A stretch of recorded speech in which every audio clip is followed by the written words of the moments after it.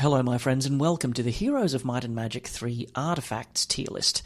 This one has been a bit of a long time coming. We've done the creatures, the spells, the skills, we've talked about the hero classes, we've done tier lists for those on the channel. It's taken a while to come around to the artifacts. Part of the reason why for me is that I struggled for a while to figure out how I was going to rank them. I think I've got that figured out though now. We are going to be looking obviously at power level, but we're also going to be looking at the rarity of the artifact, how easy it is to obtain, how heavily guarded it's going to be. Graphically, I'm also showing the hero costume on the right so we can remind ourselves which slot we're competing for. I think this is relevant to the rankings. Some artifacts go into the miscellaneous slot where there isn't a lot of competition from other artifacts. Some artifacts are weapons and there's only one weapon per hero. I am focusing on the vanilla game, that's the Shadow of Death version of the game, or the vanilla, as we'll call it. For those of you who are, however, interested in the Horn of the Abyss expansion, the community-made patch for the game, I will be adding in all of the HOTAR stuff at the end of the video. So without further ado, let's get started. And our first artifact in the hot seat is the Centaur's Axe, which gives +2 to your attack. It goes in the weapon slot here on the right-hand side of the hero, or the left-hand side of the hero, but the weapon slot anyway, as we'll call it.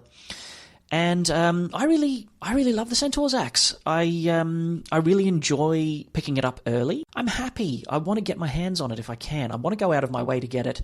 I'm willing to send my main hero on a detour to pick it up. I think the reason is that in the first couple of weeks on most of the scenarios I play, which tend to be random maps, starting with 0 resources, you're going around hopefully with a small but powerful stack of ranged units, something like Master Gremlins, Lizard Warriors, or Lizard Men, let's say Beholders, trying to shoot small stacks of enemy Guardians that are blocking off things like, I don't know, your Crystal Mine or your Mercury Mine, or whatever it might be. The Centaur's Axe gives +2 to all of those ranged attacks, and that is meaningful. Like, it actually, you can feel the impact of it in the early part of the game if you've got your hands on this thing. Now, yes, it is fighting for position in that weapon slot, but not really, because it was never going to win that fight. I mean, any other weapon is better than it, and as soon as you get a better weapon for your main hero, you will replace the axe. But the axe then gets handed down to your secondary hero, your tertiary heroes. I think the Centaur's Axe is a solid little weapon, and worth going out of your way for. It's above C for that reason, so I'm saying a solid B for the Centaur's Axe. I think that's a reasonable place to start. The next cab off the rank is the Shield of the Dwarven Lords, which is a very fancy-sounding name for what is a very tame, treasure-level artifact. Shield of the Dwarven Lords is kind of the companion to the Centaur's Axe. It gives +2 to defense instead of attack, and it goes in the shield hand of the character. Now, you might be thinking, well, I'm immediately going to put this right next to the Centaur's Axe because it's +2 to a fighting stat, but it's not. If I'm honest, I'm not really as excited at all about finding the Dwarven Shield of the Dwarven Lords in that first week, because it doesn't give me that upside I just talked about. Most of those early fights, I want them to be over within 2 or 3 rounds. I want to do a lot of ranged attacking, or I want to use high-speed units that are going to walk in and do a big hit against the enemy. I don't want a 5, 6, 7 turn slugfest where my creatures are taking hits and taking less damage because they've got high defense. It's not really what I'm trying to do in the early game. By the time defense starts to matter more to me later in the game, like in the mid-game or even the late game, this thing will have been outclassed by then. I'm not going to hungrily go and chase it. So I think the Shield of the Dwarven Lords, if I even get the name right, is probably in the D category for me. I'm not going to go out of my way. I'm happy to get it. If it's sitting out in the open, I'll gladly snap it up. But yeah, I'm not really super excited about the Shield of the Dwarven Lords, whose name I will probably now immediately forget forever. And our next artifact is the Breastplate of petrified wood that you can see in the hot seat. This gives +1 power to your hero and sits on the armor slot here. +1 power in the early game isn't great. I don't think it's that good. I'm not going massively out of my way to get it. I'm happy to get it. I'm probably a little happier to get the shield, really. So I'm going to maybe put it here next to the shield, and I'll maybe promote the shield a little bit to just a solid sort of D. I should explain that anything that's closer to the left, closer to the letters, is better. So this is a D+ in this region. Down here is a D-. I think I'm happy with that for the Breastplate of petrified wood. Our next artifact is the Helm of the Alabaster Unicorn. I actually got that right first time without looking it up, although I did just look it up to be 100% sure of the name. Helm of the Alabaster Unicorn. This thing gives you +1 knowledge, and also is one of these trinkety treasure level artifacts that you can stumble on in week 1 very easily. +1 knowledge is probably a lot more attractive, I think, in the early part of the game than +1 power from the Breastplate. Taking a hero of might, for example, from 10 spell points up to 20 spell points can be quite impactful and nearly as useful as something like the Centaur's Axe. So, yeah, I don't mind this artifact. +1 knowledge for a trinket level artifact. How hard am I going to go out of my way to get it? Moderately so. I think it's a little bit better than the shield. I do want it, but I'm not going to change I'm not going to change my trajectory of what I'm doing with my life that much in order to get my hands on this thing. If I open a treasure chest and I get this instead of 1,500 gold in week 1, I'm actually pretty sad. So, yeah, I think it's okay. Maybe that's a little bit generous, the high D, but I think it is a little bit better than these other two at the outset of the game. And our next artifact is the Skull Helmet in the hot seat you can see there.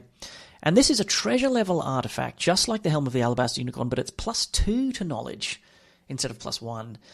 This thing's actually really, really tangy. I don't know, that's a word that came into my head. I want to go for this. It's good. The other secret part of the Skull Helmet is that it is a component of a combo artifact that is very powerful that we'll be talking about later. That does also make it more attractive than it otherwise would be, but we're really talking about an entry-level artifact in week 1. You're not going to be anywhere near that combo artifact initially, so I'm not going to factor that in too much to the rankings. But +2 to knowledge at treasure level means it's easy to get hold of. The Guardians aren't too bad. Even in the mid-game, +2 knowledge, if I see this helmet lying around, it's likely I've got someone in my roster who's going to benefit from putting this thing on their head. It's not A. Is it better than the Axe? Maybe it's a little bit better than the Axe. Taking a hero with 10 spell points and making that 30, that can be transformative. That could be the difference between... You might be throwing an extra 4 magic arrows in a critical fight that you had. The Centaur's Axe would have given your guys more damage output, but this thing it can unlock more growth, I think, in those first couple of weeks than even the Axe can. So I'm happy with it being a little bit further up from the Axe. And the next artifact is the Dragonbone Greaves here in the hot seat that we can see. This is technically boots. It goes on the feet of the hero, and it gives +1 knowledge and power, both +1 to power and knowledge. The foot slot is a weird one because it is hotly contested, but by different kind of boots that are doing different things at different stages of the turn. Like there's boots that change the way you move across the adventure map, which you can then take off and put on some combat boots to fight in. And I often find in the late game, I'm still carrying these things around and switching them in, putting them on in order to fight somebody, and then switching back to my adventure boots on the adventure map after the fight's finished. So these things are actually quite good. How desperately am I hunting them down, though, in that early part of the game? Yeah, I mean, they're way better than the Helm of the Alabaster Unicorn, but I think I slightly prefer the Skull Helmet to these if I was to pick one of the two of them to have in those first few weeks for any given hero. I'm probably leaning towards the helmet more so. So I think the Greaves are good. Treasure level artifact. Yeah, they're a solid artifact. I think solid C+ for these guys. Dragonbone Greaves, good artifact. Okay, we're still very much in the treasure tier here, and we now have the Cape of Conjuring in red. The Cape of Conjuring gives +3 to the spell duration. So typically what this is useful for is a hero, particularly of might, who doesn't have any spell power, like spell power 1. All of a sudden, all of these buffs, like Shield or Bless or Haste, are going to last for 4 turns, which is plenty of time for you to get maximum value from the spell you've just cast. The alternative, of course, is the Slow spell or the Curse spell, where you're debuffing your enemies. Same exact thing.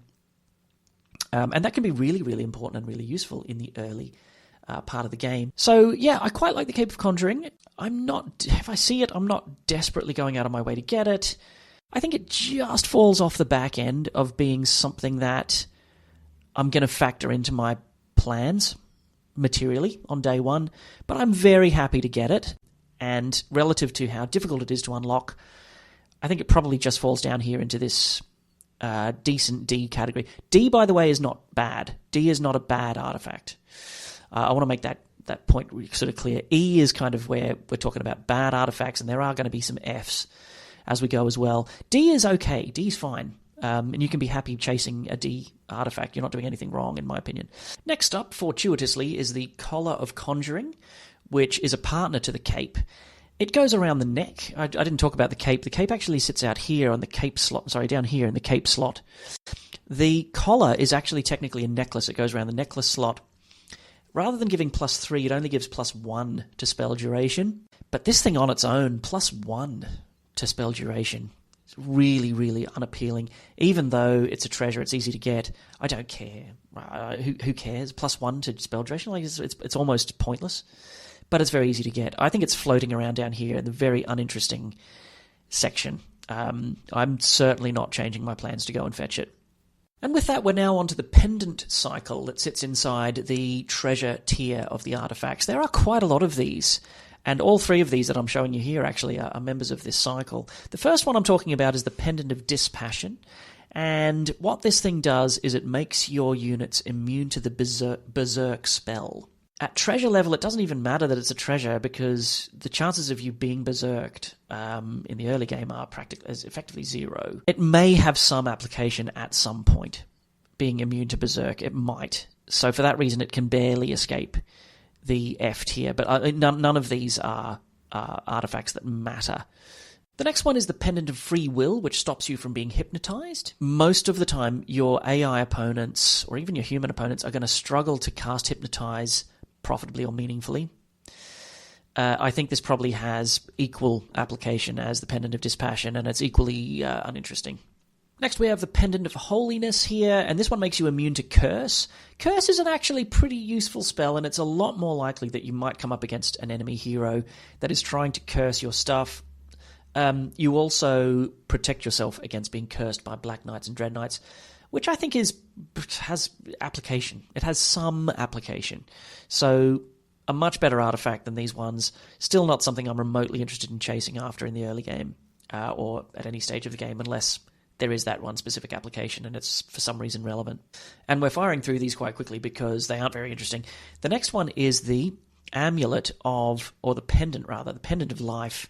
And this one makes you immune to the Death Ripple spell. Death Ripple is, again, not something, as the player, you're going to come up against very often. If your enemy is Septiana, then, okay, maybe it might have some application. Probably has more application than these other two. But, yeah, again, another one of these kind of trashy pendants that aren't going to do much for you most of the time. Next, unsurprisingly, judging from the graphic, is the Pendant of Death, which makes you immune to the Destroy Undead spell. Very, very niche, but then again, these things are already kind of useless. It may have some application. Maybe it's in the same category as the Don't Curse Me Pendant of Holiness, so it can probably sit in this sort of area here. Still a very uninteresting thing to see in Week 1. Not something that I'm going to go chasing after.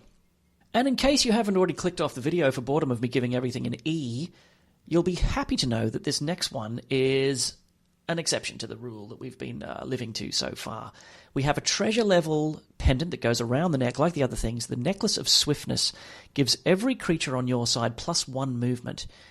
Now that is fabulous. It is really, really good. It's very, very strong. It means that in the early game, okay, it will have some impact. Through the mid-game, though, it can be the difference between getting your power stack into the middle of the battlefield and hitting the enemy before they can hit you. For example, if you're in a Archangels versus Archangels type scenario, this thing is the tiebreaker that gives you the first turn. You implode their stack of Archangels and then you send yours over to, I don't know, wreak havoc, as opposed to your opponent doing it to you because you've got the +1 movement. So this thing has application right through the game, really. It is something that I want to go and get. Now, how desperately am I going to go and get it in Week 1? I don't desperately have to unlock it right away, but it's something that's going to be a high priority for me. I'm going to want to go and get it. how far out of my way am I going to go at different stages of the game? It's probably not an S, right? It's not like I see it and it's like, whoa, hang on, my entire strategy needs to change here. I've got to get this necklace. But I'm really, really happy to get it, and I'm willing to go out of my way to get it. I love getting it as a bonus. I mean, sometimes you can roll it as a bonus at the start of the game. I think it's probably our first A-grade artifact, the Necklace of Swiftness. Okay, and this next one is the Pendant of Total Recall. It's another one of these trashy ones. Makes you immune to the Forgetfulness spell. Now, this actually can matter if you've built I did a run recently where I was playing as Orin, and having this in your back pocket is actually pretty useful to hedge against the risk of having all of those archers switched off by the Forgetfulness spell. Now, of course, Orin also, I think, had the ability to Expert Dispel or Cure or whatever, but you might not have that. So I think this thing actually does have some application, more application than these other things we've been talking about. How hungrily am I chasing it? In the early game, not very hungrily. Now we come to the first of 3 Necropolis or Necromancy buffing artifacts. So in the vanilla game, Necromancy is probably the most broken and crazy thing that you can be doing, particularly in a random map environment. The Horn of the Abyss mod I mentioned earlier addresses that by making Necromancy less powerful. What this amulet does is it adds another 5% to your Necromancy skill to go along with whatever your existing state of play might be, whether you're an advanced or an expert Necromancer, whether you've got the Necromancy amplifier, etc. It adds another 5% on.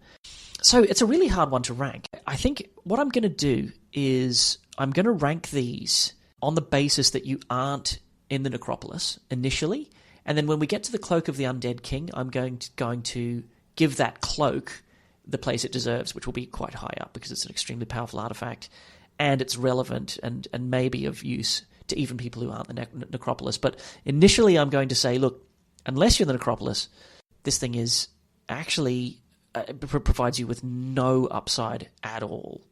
We're now on to the various rings that make up the treasure level of the artifacts. And the first one here is the Still Eye of the Dragon. This is an interesting one. It gives +1 to both morale and luck. And morale and luck we haven't talked about yet, but are really, really powerful and important components of the game. In the early part of the game, having +1 to both of them can pay off in really, really beneficial and like happy ways when you're fighting against the environment, you're fighting against those neutral creature stacks, and all of a sudden you get a free extra attack from that +1 morale. It's just like, yes! You've just saved yourself 5 troglodytes or whatever it might be. You've just gotten some nice little upside from that extra attack. When that luck goes off as well, it's like double damage. I'll take that all day, thank you very kindly. I like it probably about as much as the Centaur's Axe at treasure level. I think we're probably somewhere up in this vicinity, maybe a little bit worse than the Centaur's Axe. Well, nah, it's like it uses the ring slot, and the ring slot does tend to get crowded. But it is a good ring, even in and of itself, at treasure level, I think. Yeah, the Still Eye of the Dragon. We'll put it there next to the axe. We've done the Still Eye. The Quiet Eye of the Dragon is the +1 to attack and defense. Okay. So it's kind of straddling between the two worlds of the Centaur's Axe and the wooden shield of the Dwarf Lords. It's kind of giving +1 to each instead of +2 to one or the other. It is using up a ring slot, and they are... You know, those ring slots will be contested over time. So this one is better than this. It's better than this. Maybe this Helm of the Alabaster Unicorn is a bit too high, actually. I might just demote that down a bit. This guy here, +1 to both. Yeah, I like having +1 to both. I'd like to have that, please. So let's put this over here. It's okay. C-. Very high D+, C-, something in that vicinity. For the Quiet Eye of the Dragon, if I get them around the right way. And this next one is the Ring of Conjuring. We've talked about the cape. We've talked about the collar. You've heard from the rest. Now hear the not best. The Ring of Conjuring, which is the one that gives +2 to your spell duration. So the collar is +1. The cape is +3. It's the best one. And then the ring is +2. Now, when you get all 3 of them together, you can make a combo artifact, which we'll get to at the very end when we get to the combo artifacts. And that combo gives you effectively infinite duration for all of your spells, which is kind of like, well, okay, cool. How eager and hungry am I to get this at a treasure level, though, on its own? In the early part of the game, It's way better than the collar. It's not as good as the cape. That's about it. It's down here probably somewhere. My sprite is probably a little bit big for this. Maybe shrink it down a little bit. Yeah, the Ring of Conjuring, it's in the same conversation. I want it. Do I want this shield a bit more? Probably do, yeah. I think it's probably down here. And next we have the Ring of Vitality, this bad boy here. The Ring of Vitality gives +1 to the health of all of your creatures. So the creatures who are going to benefit the most from this are those tier 1 creatures, the small stuff like gremlins, like imps, gnolls, things like that. They're going to go from having 5, 6 health, maybe 4 health even, to up by maybe 20%. Like +1 makes a massive difference to them. Giving +1 health to something like a Hydra or a dragon is a joke. It does absolutely nothing. Okay, so very potentially useful item in that early stage of the game. C, solid C, for the Ring of Life. Have I got that name right? No, I haven't. It's the Ring of Vitality. And we're on to the mana buffing artifacts. These are all miscellaneous charms. I'm going to do them all three at the same time, actually, while they're all here. We have, firstly, on the right-hand side, the Charm of Mana. The one in the middle is called the Talisman of Mana, and the final one is the Mystic Orb of Mana. This one gives you +1 spell point recovery per day. This one's +2 per day, and this one's +3 per day. Now, in the vanilla game, recovering spell points is actually pretty hard to do. The Wishing Well is probably the most busted adventure map item in the vanilla game because of its ability to quickly ramp you back up to maximum spell points while you're out adventuring.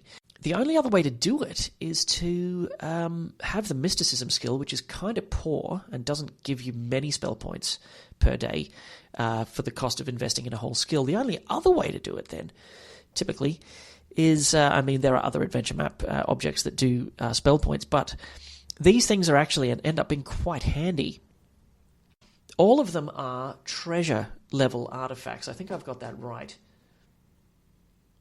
Yeah, so you've got all three of them are treasures.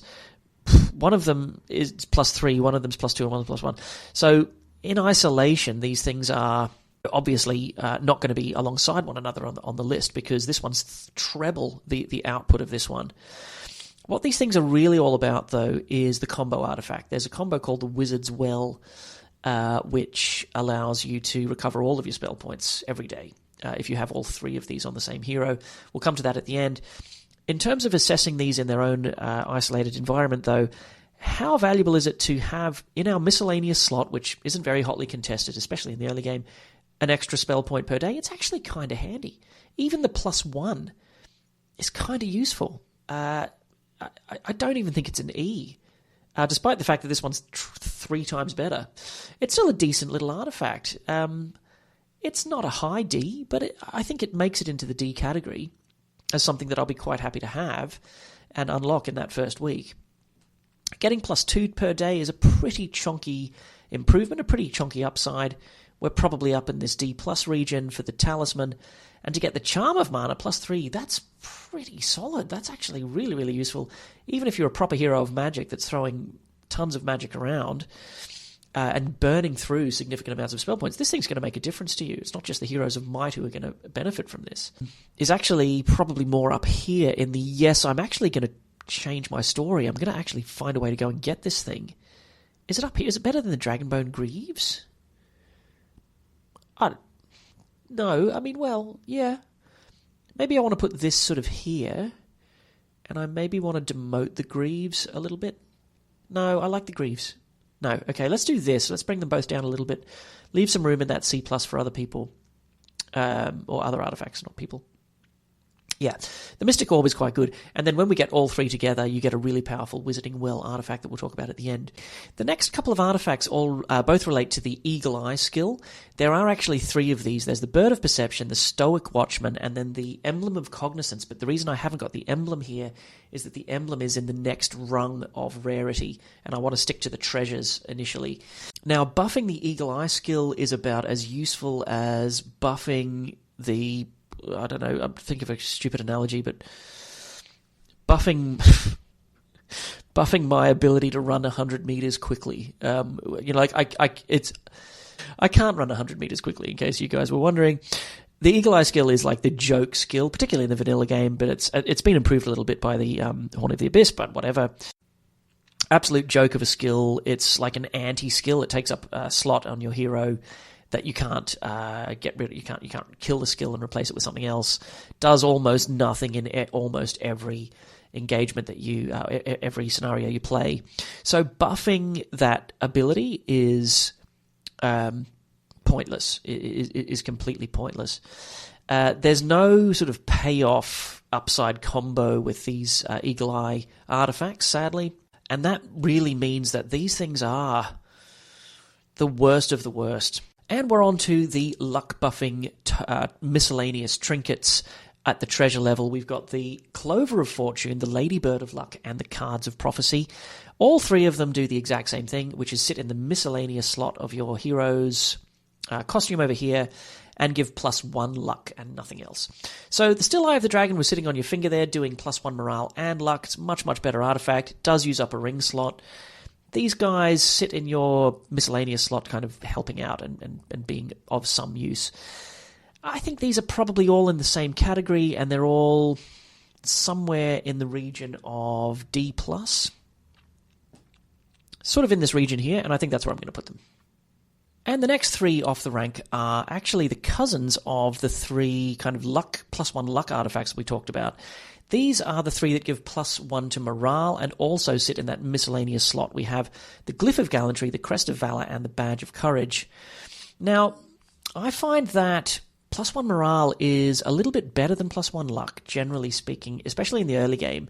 The reason being that second attack you're much more likely to be able to leverage and get real value out of.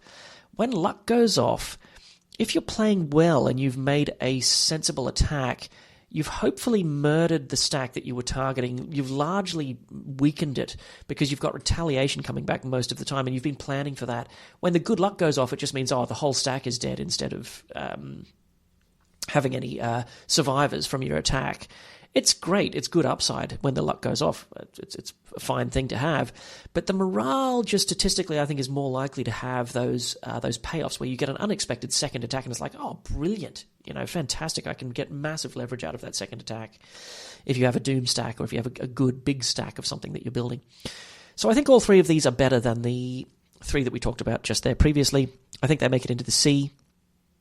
One thing to bear in mind in the vanilla game is that the Badge of Courage does have a bug that means that it also grants you immunity to mind spells. It means all of your soldiers can't be blinded, for example. I'm not counting that in this ranking because that's not the design intent of the designers of the game. In the Horn of the Abyss expansion, that's been corrected. I suppose just as a nod, I'll let it be at the front of the queue here.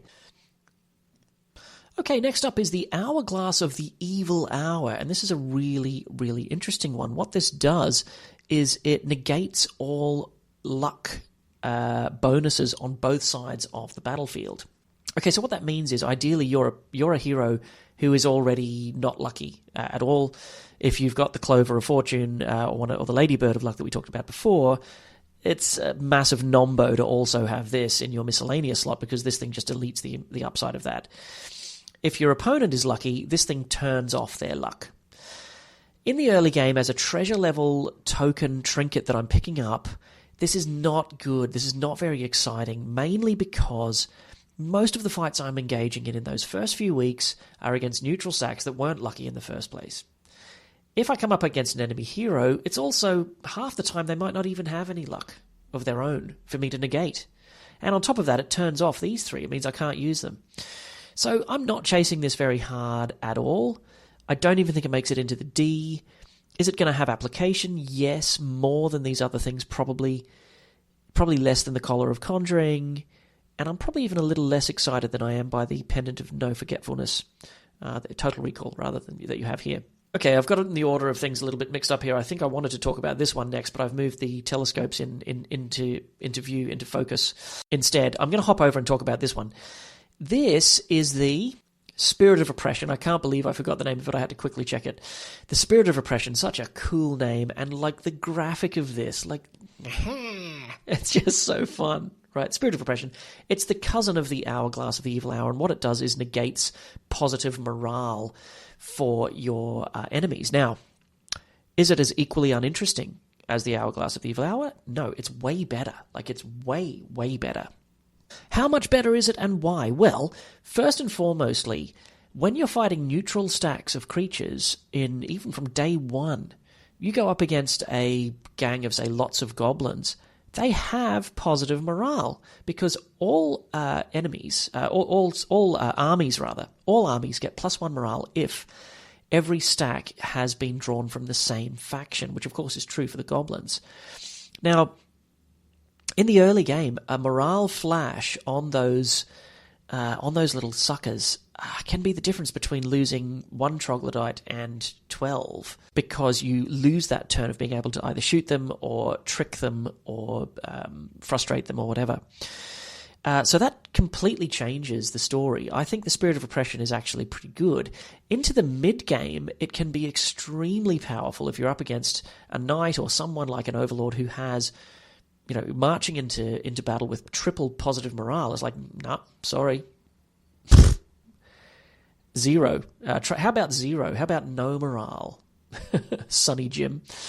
So yeah, in the vanilla game, really, really useful little artifact. It's one of those artifacts that I'm kind of like looking at going, ooh, I want to have you so that my opponents can't have you. I'm not necessarily always going to want to use it because I might have high morale heroes or other objects, for example, these kind of artifacts here that I want to make use of. But I get this discretion of being able to swap it in and out of my costume at the expense of others who don't have that discretion because I've got the artifact. And by the way, there's a few artifacts that have that property where it's like, the main reason I want you is so that the opponent can't have you. It's like this jealous coveting thing. Anyway, Spirit of Oppression, good artifact. I'm going to want it, but not massively more than these other things. How much more? Well, it's a little bit better. I think it's a bit better than these other things. Do I want it more than this? Ring of Life. It's probably about here. Ring of Vitality kind of conversation. Modest C ranking, I think, is where I want to be. I don't know how fun this is going to turn out after editing, like where I've got the little production line coming through, how much fun you guys are having, because there is a little break I'm going to have to do with all of the editing each time. Anyway, compared to my other videos where I didn't do that, maybe let me know if this is a new feature that you like or not. We now have 2 treasure level trinket treasure level artifacts, which give +1 to scouting. One is called the Speculum, and one is called the Spyglass. Did I get that right? Oh, I did. This one's the Speculum, this one's the Spyglass. Both give +1 to scouting and sit in the miscellaneous slot in here, and I love both. I really, really like both. In week 1, if you see one of these and you can fight some easy monsters and get it, or if you end up picking it up, if you get it as a bonus from your starting hero even, you're very, very happy. It's really, really solid. Better than a Centaur's Axe, at least as good. I'm saying it's at least as good. You're still going to have this kicking around into the mid-game. You're still exploring. Even in the late game, you're still exploring probably in the late game. While you're trying to finish off your opponents, you're going to want this thing equipped. It's good. B+, better than the Skull Helmet. Yeah, they're both identical, right? So it doesn't matter which order I put them too much. How do I like... I think graphically I prefer to have the yellow one on the left. I don't know why, but these are good. So they're up against the skull helmet is where I'm thinking. Better than the skull helmet, more desirable. I think they are. Yeah, they are. Right, we've got 2 treasures left before we get to our first minor level artifact over here, which is the Black Shard of the Dead Knight, which is really, really interesting. Weapon we're going to talk about. Before we get there, first we have to talk about the Bow of Elven Cherrywood. What this bow does is give an additional 5% to the archery skill, and the whole point of the archery skill is that it adds damage to all of your ranged attacks. Now, the main reason for this thing existing is the fact that there is a combo artifact. There's 2 other archery buffing artifacts that we're going to talk about later. You blend them together and you get I think it's called the Bow of the Sharpshooter combo artifact. On its own, it's very, very lackluster. +5 to archery skill is not going to... You're not going to feel the impact of any of that, especially in the early part of the game. So Would I rather have +1 mana all day or this thing? There's no contest almost all the time. Even if I am an archer, I'm probably going to prefer the mana, honestly. Okay, so that's how I like to do it, so that you can still see the other stuff in the background.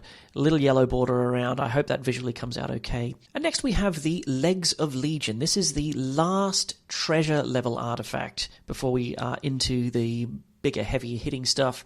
This is a really interesting one, the Legs of Legion. So the idea is that there are 5 of these artifacts spread through the rarity list all the way up to the Head of Legion, and they combine together to do something truly spectacular, which we'll talk about at the end.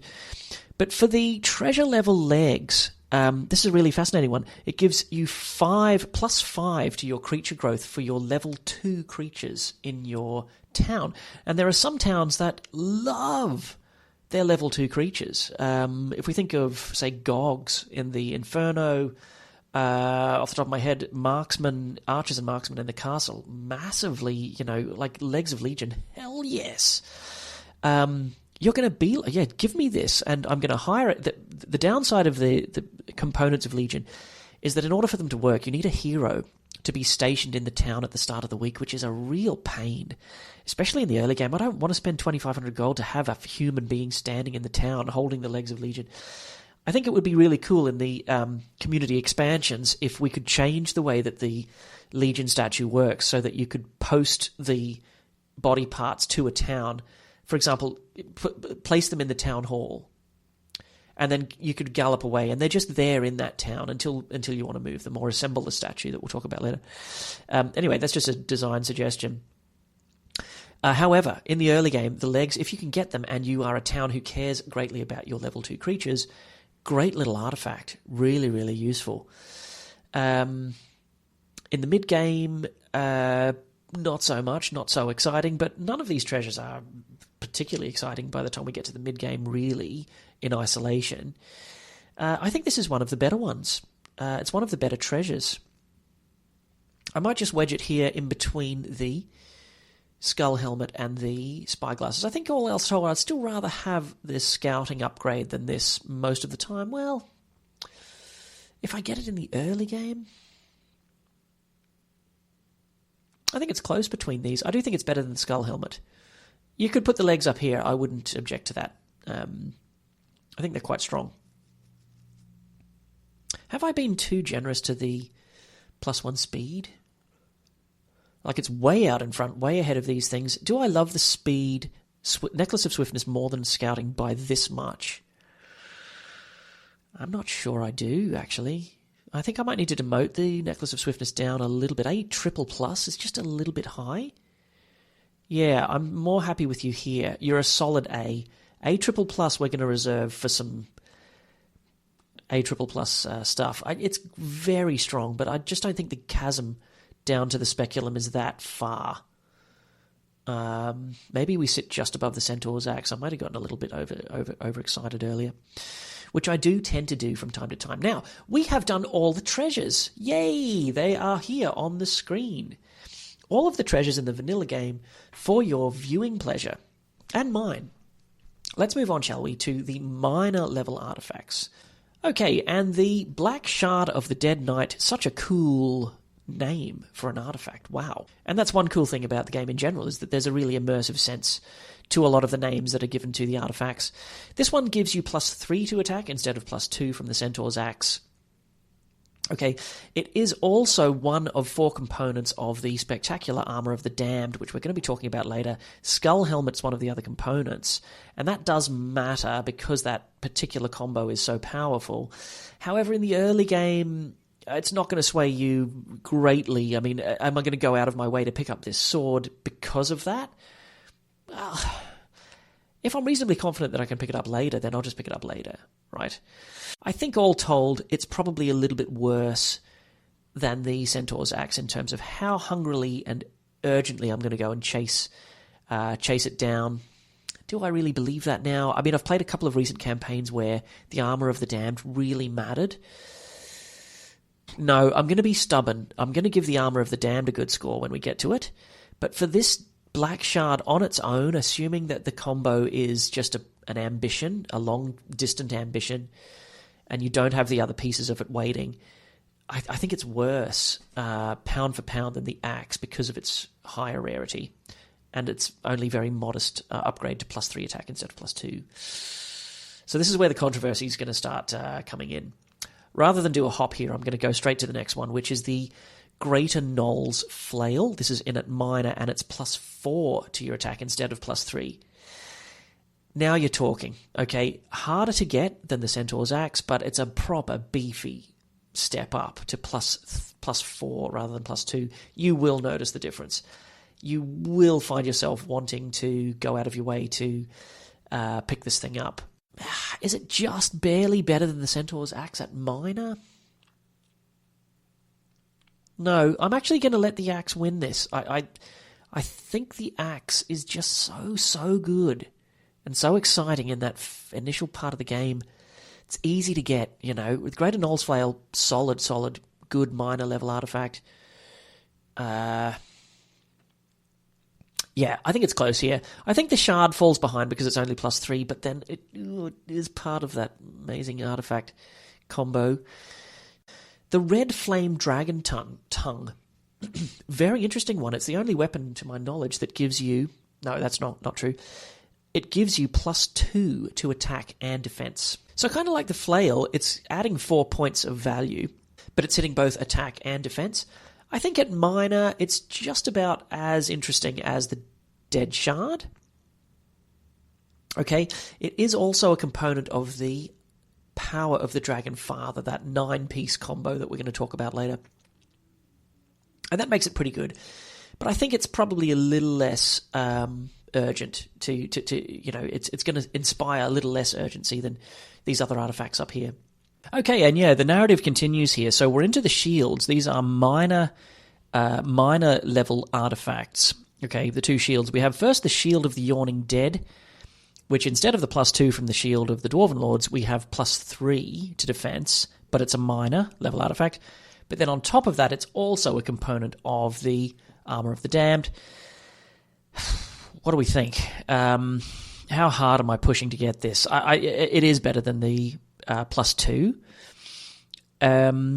We also have, before I rank it, maybe I'm looking at the C's, but I'm also looking here. This is the Buckler of the Knoll King, which is, again, a minor level, but it's the +4. So it's comparable to the Knoll Flail as well. You've got the two coming in as a pair. I think the Yawning Dead is pretty appealing. At minor, I'm willing to go and chase it. I think it could end up somewhere in the sort of C- sort of category.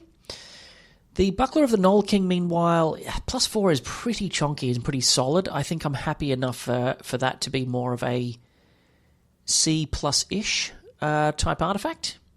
Better than +1 at treasure. I think I'm happy with it here. +4 is better than +3. That's what it comes down to. Yawning Dead, though, you are a component of, okay, spoiler alert, what I think is the best combo artifact. How hard am I going to go and push to get it just because of that, though, in the early game? Moderately so. Yeah, so I think it's okay here at C- for the Shield of the Yawning Dead. I'll just tidy this up. And we're up to the armors now, and the first minor level artifact at the armor slot here, which is right here, is the Ribcage.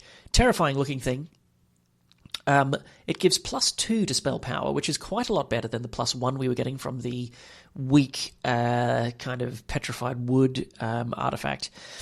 So in and of itself, it's moderately appealing, moderately attractive, probably would be normally a D-ish at minor. It is, however, the last component of the Armor of the Damned, which I'm talking about way too much. It's kind of topical, right? Because my last run, I built the thing, and it was just so good. It was so fun and so powerful. It's the fourth component of that combo, and that makes it quite important. How hungrily am I chasing it in the early game as a minor level artifact, though? If I have the other three pieces of that combo, it becomes an absolute priority one. In and of itself, +2 to spell power. Okay, it's good, but it's only down here in this kind of conversation, I think, for me. At minor, yeah, no, it's probably a little bit better than that. I suppose it's somewhere up in this region here. I think the cape is maybe a little bit better than this. Gives you +3 to... what's this doing again? +3 to spell duration, yeah. Well, maybe I'm being a bit mean to the cape. I'm going to wedge it in here and just promote the cape that little bit. And we now have the Scales of the Greater Basilisk. This is a minor level torso artifact, just like the ribcage, does the exact same thing, except it's +3 power instead of +2. So you've got just the kind of better version, albeit that this thing doesn't combine to make anything in sense of a combo artifact. Okay, so how hard am I pushing to get this +3 power? It's pretty decent, actually. It's a solid item. I think it's a solid C at +3 power for a minor. Is it better than the buckler? I don't think it is better, but I think it's a bit better than these things. So I'll plonk it there.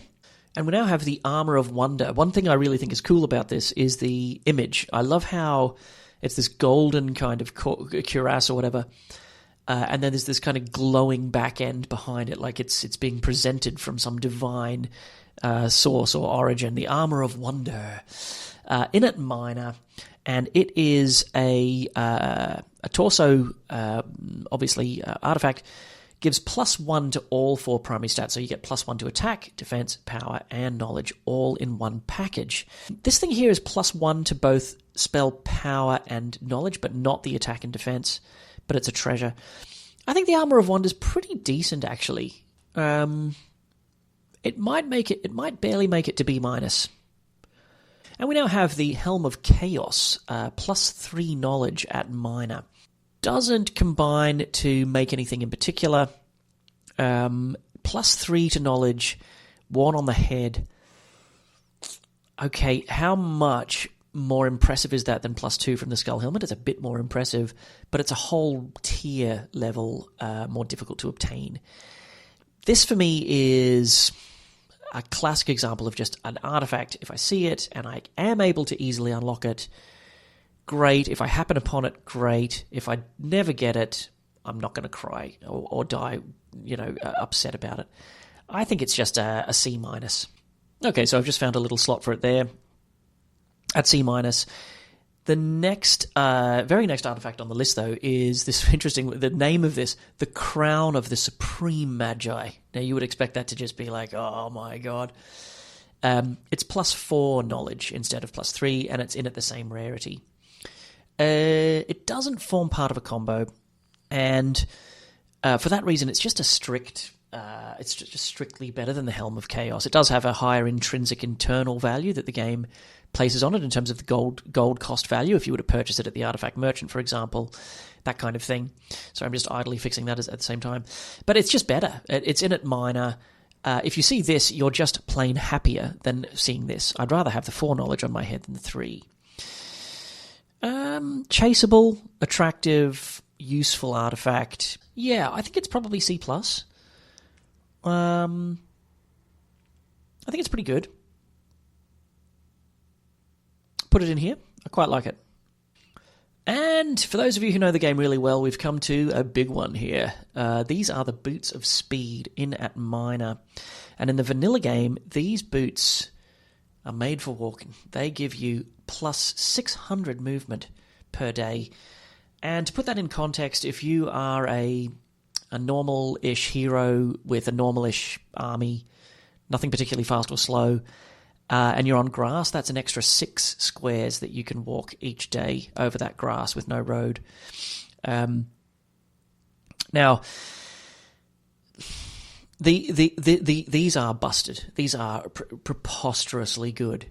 Why is it, though? But why is it that the addition of 600 move points per day matters so much more than any of the other things we've talked about? Oh, with spoiler alert, it does, in my opinion, and I think the opinion of most people who've played the game. The reason is that movement on the adventure map effectively amplifies every aspect of what your hero is and does. If your hero can move 1,500 movement points, 15 squares or 15 hexes or whatever it is a day, and let's say he's a really good archer or she's a really good spellcaster, whatever it is that they do for a living, If you can increase that 1500 to 2100 with this artifact, everything that hero does geometrically grows every single day. Instead of giving you 1500 points worth of effort, they're able to give you 2100. They can go and do 2 jobs in one day instead of 1, or maybe they get to do, let's say they do 4 jobs in a week instead of 3 by dint of having that extra movement. That then compounds itself. Next week, the hero is that much stronger and that much more capable of doing even more, unlocking even more regions on the map that you were unable to get to before. So it's kind of like compound interest. Every aspect of the hero is amplified by the addition of that movement because of the way the game works. It would be different if we were playing a game where every hero half the time was incentivized to sit around and not do a lot. Stay at home, let's just defend, right? Heroes 3 doesn't work that way. You want to be squeezing every drop of movement out of every hero every day, because that movement is literally that hero's resource. That's what the hero effectively boils down to. So an increase of 30% to your movement is the same as increasing your knowledge by 30%, the attack skill, the defense skill by 30%. It's kind of the same thing. It amplifies all of your stuff because of the fact the hero is able to actually do things and use whatever talents they have. There's no point having a genius hero that can slaughter everybody if he's stuck stationary at home and unable to move. Right, that hero is effectively valueless. So that's kind of the mathematical absurd extremum of what of the example I'm trying to give. So 600 movement points per day is a huge increase to the bog standard default budget that most heroes have. On top of that, it's a minor artifact. Right, so this thing is guarded by, right, you get this for beating, like, I don't know, lots of harpies. Not even. I mean, maybe, let's say, you might have to beat a pack of halberdiers, might be the best case scenario, and maybe, I don't know, a horde of hobgoblins. That kind of level is what you're looking at in the early weeks. You better believe I am beelining to go and get these if I find them. If I've got a hero going the wrong way with no army, or a scout, let's say, who finds these, and my main hero is on the other end of my kind of discovered area, stop everything. Everyone, put down your plans, delete all of your plans, cancel everything, okay? We are replanning the entire week around how we retrieve these boots. In the mid-game, still a massive priority. If I see these things, it's like, whoa, stop, hang on, boots of speed. In the mid-game. Even in the late game. If I'm playing the vanilla game and I'm doing all kinds of teleporting, I'm doing dimension dooring, I'm flying, I'm doing whatever, boots of speed, hell yes.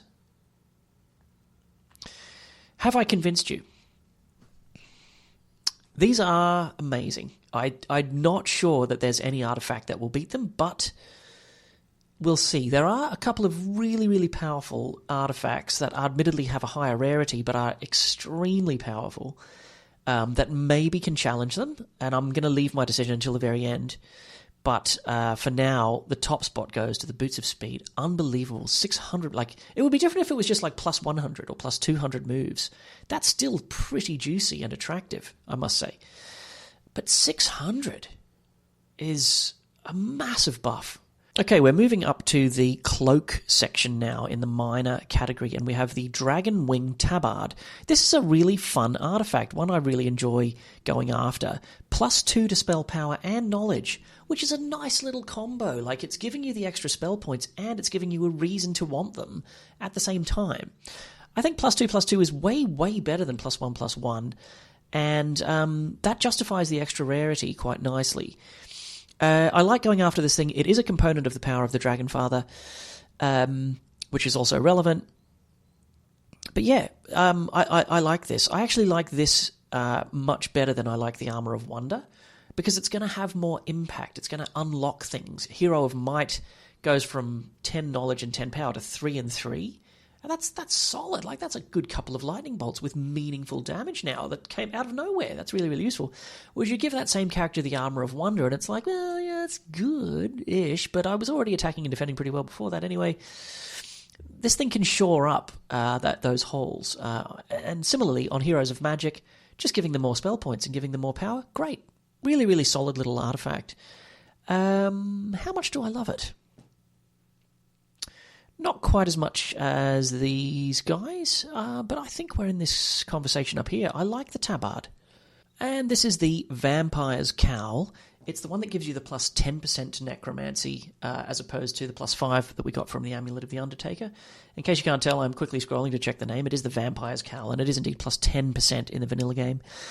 I talked about this before. I'm just going to quietly park these down in the F tier, not because they're F, but because for most heroes in most random maps in the vanilla game, 8 times out of 9, the artifact is close to useless until we can talk about the Cloak of the Undead King, the combo that blends the three of them together. And we now have the Equestrian's Gloves, which are kind of the spiritual companion to the Boots of Speed that we've already put up at the tippy top of the list.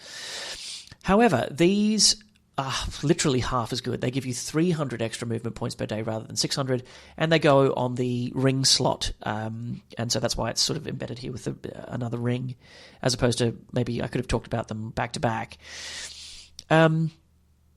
300 extra movement points is still fantastic.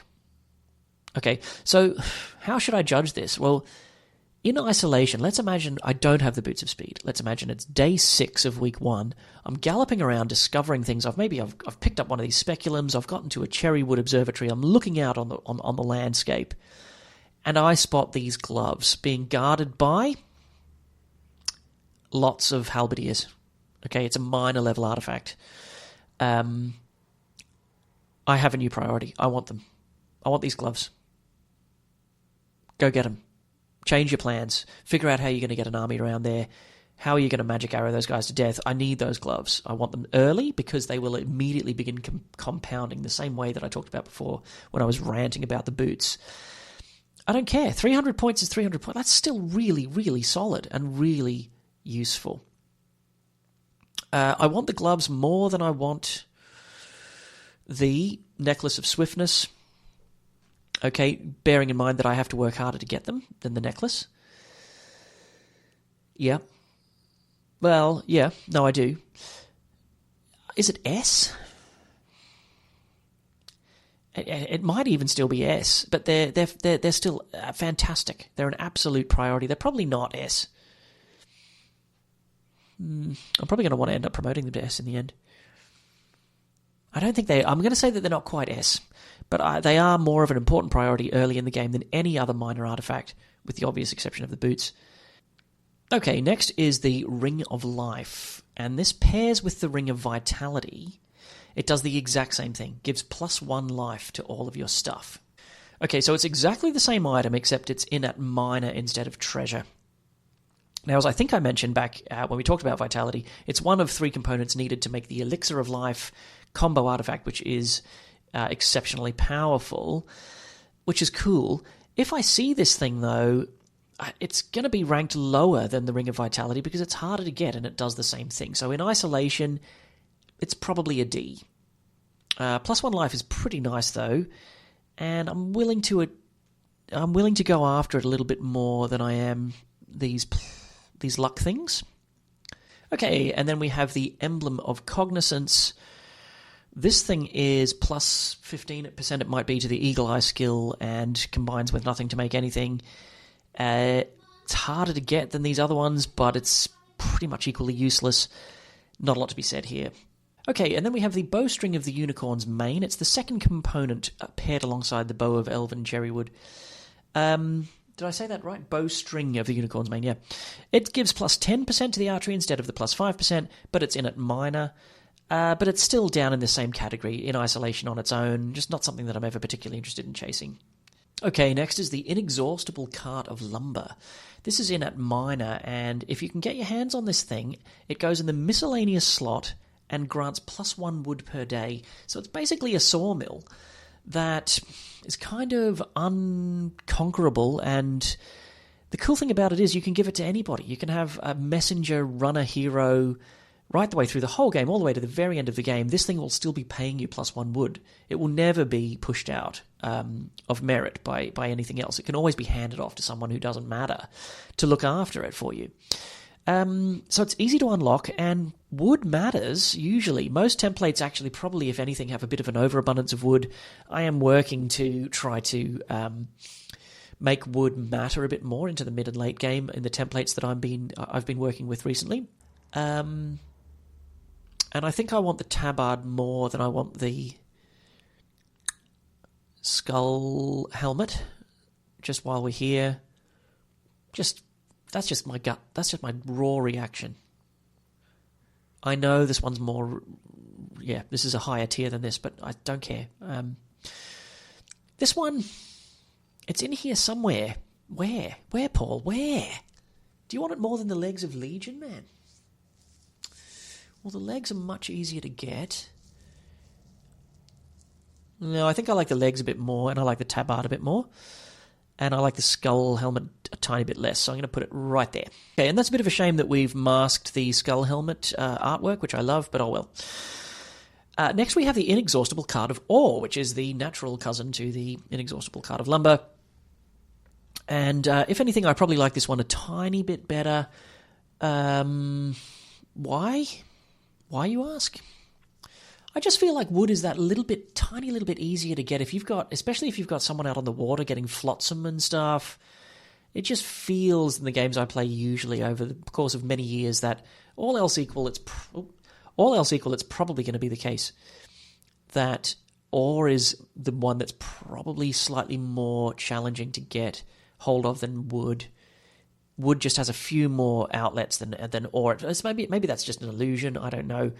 But my raw reaction is that the ore is that a tiny bit better.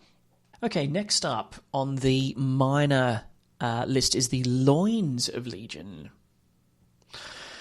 +4 to the tier 3 creatures in your town, okay, each week. So the legs were giving us +5 to the level 2. This is giving us +4 to the level 3. And immediately I'm thinking of Cerberus. I'm thinking of Grand Elves. What else is there at that thing? Maybe I could have done the list prepped the list a little bit better for myself before I started rattling them off so confidently. I mean, Griffins, right? Griffins are quite good. What else you got in there? I like Golems in the tower, yeah. Give me that. I don't like Orcs in the Stronghold very much. Oh, I love Dragonflies. That's another one. Useful. Good. Will I go chasing it? Yeah, but by the time I start unlocking minor level artifacts, my heroes have fanned out from their hometown. I've got runners running errands. I've got main heroes and offhand heroes partnering and clearing undergrounds or clearing a monolith and going through it, looking for things. I don't often have a spare hero who I can just happy to send back and loiter around at home to use the loins. So it helps to have the legs. If you have the legs, you massively want the loins. Because I'm priced in now to doing this. I'll hire a nothing hero to sort of sit there and babysit these pieces of the statue. But with that said, +4 growth is legit to tier 3, and you might be living in a town where that's really, really impactful. But I think it's B-. I like the loins, but I don't care if I don't... I mean, it's okay. They're all right. I'll put them here. Next is the Torso of Legion, which is actually called, drumroll, the Torso of Legion. It gives you 3 more level 4 creatures. So it kind of goes down, like you can picture a graph going down 5 and 2 becomes 4 and 3. This gives you 3 additional tier 4 creatures every week, and the faction I'm immediately drawn to is, of course, the Necropolis, which would love to have an additional 3 vampires each week. But there's other factions that care as well. I love Ogre Mages, for example. That would be one example. A tower with mages, if you're able to get the mages going, is a pretty good one. You can get more Crusaders with this thing. I could go on, but I won't. Yeah, it's in at minor. It is a minor level rarity. And tier 4, probably that little bit more impactful. It's going to be more likely that I look at this thing and go, whoa. Just a little bit more than the loins. Just by a little bit, not by a huge amount. So I do think it's close. I'm happy to give the Torso that same B-. It's probably a little bit better than the Dragonflame Tongue, so I'll leave it there. And with that, we are now on to the major artifacts. So we've gone through the treasures, the trinkets at the beginning of the game, the early stuff. We've gone through all the minor tier, minor artifacts ending in the torso. We're now up into the major category, and it's a pretty big category. It's a pretty chunky category. And then we have the relics that sit above the majors. Okay. So we're back up to the weapons, and this is the Ogre's Club of Havoc. So let's think about this. At minor, I was getting the Knoll's Flail for +4. I've got a whole step up in difficulty in terms of unlocking the artifact, and my reward is an extra +1 attack. So how good is that? Well, in my opinion, it's actually still pretty good. It's worth chasing. I think it's probably... I know it's harder to get, but +5 is +5. It's pretty solid. It's a good artifact. I will go chasing it. I will go out of my way. It's just barely scraping into the B. And then we have the Sword of Hellfire next, which is... It's weird the way this has worked out. I did the weapons first and the shield second, but this is the Ogre's Club, and it pairs with this Ogre's Shield, and then we have the Sword of Hellfire pairs with the Shield of the Damned, which we'll come to. The Ogre's Club gives +5 at major. This is a major level artifact, gives +6. Okay, neither of them in the vanilla game have sort of a combo associated with them. None of these artifacts have any combos associated. So +6 is just better than +5. Well, I don't really know if I want to move these much further up, but this is kind of where I feel I want to put this Sword of Hellfire. And this shield is called the Targ of the Rampaging Ogre, and it's +5 to defense, held in the offhand, obviously. And really, it's a mirror image of what we were talking about before. Now, we're getting to the stage, though, where if you're in the mid-game and you're starting to pick up these major artifacts, this kind of... this kind of pattern we've had where the weapons are a little bit more favourable than the shield starts to, in my opinion, kind of flip on its head a bit. There are going to be a lot of heroes in that mid to late game who are going to value high defense more than attack. Heroes of magic who are looking for meaty bodies to stand there while they cast high damage spells. Heroes of might who've gone into armorer who are looking for a long slog of a fight where you've got tanky units that can take hits and then deal egregious damage in return. This kind of thing. These are the sorts of builds that start to come online later in the game. In the first month of the game, I do feel like attack matters a bit more. But it's around this time that these artifacts come out that this starts to matter a lot more. So I think the Targ, the +5, it's a solid weapon item. It's a solid artifact. Between the two, the Club of Rampaging Awesomeness and the Shield, which of the two am I more likely to be happy to see? It's probably the Shield, actually, but only just. And in similar fashion, we have the Shield of the Damned. Does the exact same pattern here. We've gone from +5 with the Targ of the Ogre to +6 with the Shield of the Damned. And this is great. When I see this, I'm like, hello. Yes, divert resources, divert attention. Let's go and pick this thing up. This is going to materially change the staying power of our units and the combat, options that I might have available to me. So I'm going to give it a begrudging, not begrudging, but a nod up into the A rank, but only just. So we're out here on the edge of eternity. Let me make sure you guys can actually see that. Yeah. A- for the Shield of the Damned. I might even end up promoting it, actually. I don't know. Let me just think about that as we're going through the rest of these. And next we have the Dragon Scale Shield. Obviously, it goes in the shield slot. It gives +3 to attack and defense. It's kind of weird. It's like this Dragon Flame Tongue. It's interacting with both attack and defense. If I look at something like this, giving me +6 to just defense, this one's kind of splitting it down the middle and giving you +3 to both. In the round, I think that's probably still pretty good and pretty strong, although it doesn't allow you to kind of build a hero around a particular theme. If you've gone for offense, if you've gone for armorer, well, attack and defense kind of go with those more naturally. You're going to set up engagements on the battlefield where you really get to maximize the value of that. Whereas this is a kind of a generic... it's got the Armor of Wonder disease. It's kind of like it's helping you out in both regards. I think in the round I find it broadly as appealing as something up in this high B area, which is getting very crowded. And next we have the Tunic of the Cyclops King, and I only just realised after 25 years plus of playing the game, there's a little eye here on the tunic itself. I hope you can see that on the graphic. If you're watching on a mobile phone, you might not be able to see this, but there's a little staring eye coming out of the neck plate of the tunic. And that's just an example of this game continuing to give to me after so many years of giving already. What does the tunic do? +4 power. You put it on your body and it gives you +4 power. Now, it's in at major, so it's hard to get.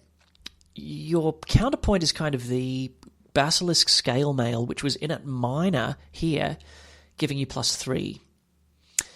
I think that makes the tunic less good than the scales. You've got to work quite a lot harder to get it. +4 power is no joke. It's decent. It's a decent buff. Yeah, and it might be the difference between, well, if you're going into the mid game there. I don't even think the tunic deserves that spot. I'm going to put it here. And next we have the Breastplate of Brimstone, which is in at major. So take the tunic, Cyclops, and instead of +4, make it +5. Okay. Now you are talking my language. I want this thing. I want you to go and get it for me, please. Whatever hero. Yeah, this is more what I want to be in the game doing. +5 power is a proper buff, and you're going to be able to build, again, unlock broken options that you wouldn't have had before if you can get your hands on this thing. Is it better than the +3/+3 to attack and defense? Maybe. How mean am I willing to be to this shield? I think it's fallen down the order. Yeah, it's falling down the order. I think the torso is going to drive past it. It's going to shrink in terms of its visual impact on the screen because the sprites are still a bit too big here. Yeah. This works for me. I like it in here. It's a really, really good chase artifact. +5 power. Somehow the boots of the Necromancer got mixed in here. I don't know why they're there. Maybe I should have talked about them sooner. This one that we're going to talk about next is the Hellstorm Helmet. Hellstorm Helmet. It's on the head, in at major, and it gives you +5 to knowledge. So it's in the same conversation. We had the +3 here at minor, +4 at minor here. And now we've got +5 at major. I don't know, but buffing your knowledge by putting something on your head in this game it's all right. Like, I mean, it's into the mid and late game. It struggles a little bit compared to the other things you could be doing with your money and time and effort and energy. It helps to have high knowledge, but it really helps when you've also got the spell power to go with it. If this thing gave +3 to knowledge and power, well, kind of like what the tabard does. It's an all-in-one package in the tabard. I'd be more into it. Even +2. Well, I don't know how I'd feel about that. But anyway, +5 to knowledge alone, but it's at major. Okay, so at minor, I was willing to go this far to get a +4. At major, how hard am I willing to push to get a +5? Moderately. So I think it's just slipping into the D. I'm being a bit cruel on purpose because I'm trying to get things stratified and spread out a little bit. Maybe in reality it's a C. I don't know. But I'm going to let it fall off the back end and lose to the Quiet Eye of the Dragon. And finally we have the Necromancer's Boots. This is the final piece of the Necromancy puzzle that we talked about before. I think to save my skin in the comments section, I'm going to rope these off. Okay, this next one is a really interesting one, particularly in the context of the vanilla game. Sir Coat of Counterpoise. It's actually a cape. At first when I saw it in my list here, I was like, oh, isn't this a piece of armor? No, it's a cape that goes in the cape slot. And it gives you 10% magic resistance. Now, normally, again, in the vanilla game, you need to take a whole skill called resistance and get it up to advanced level to gain that ability.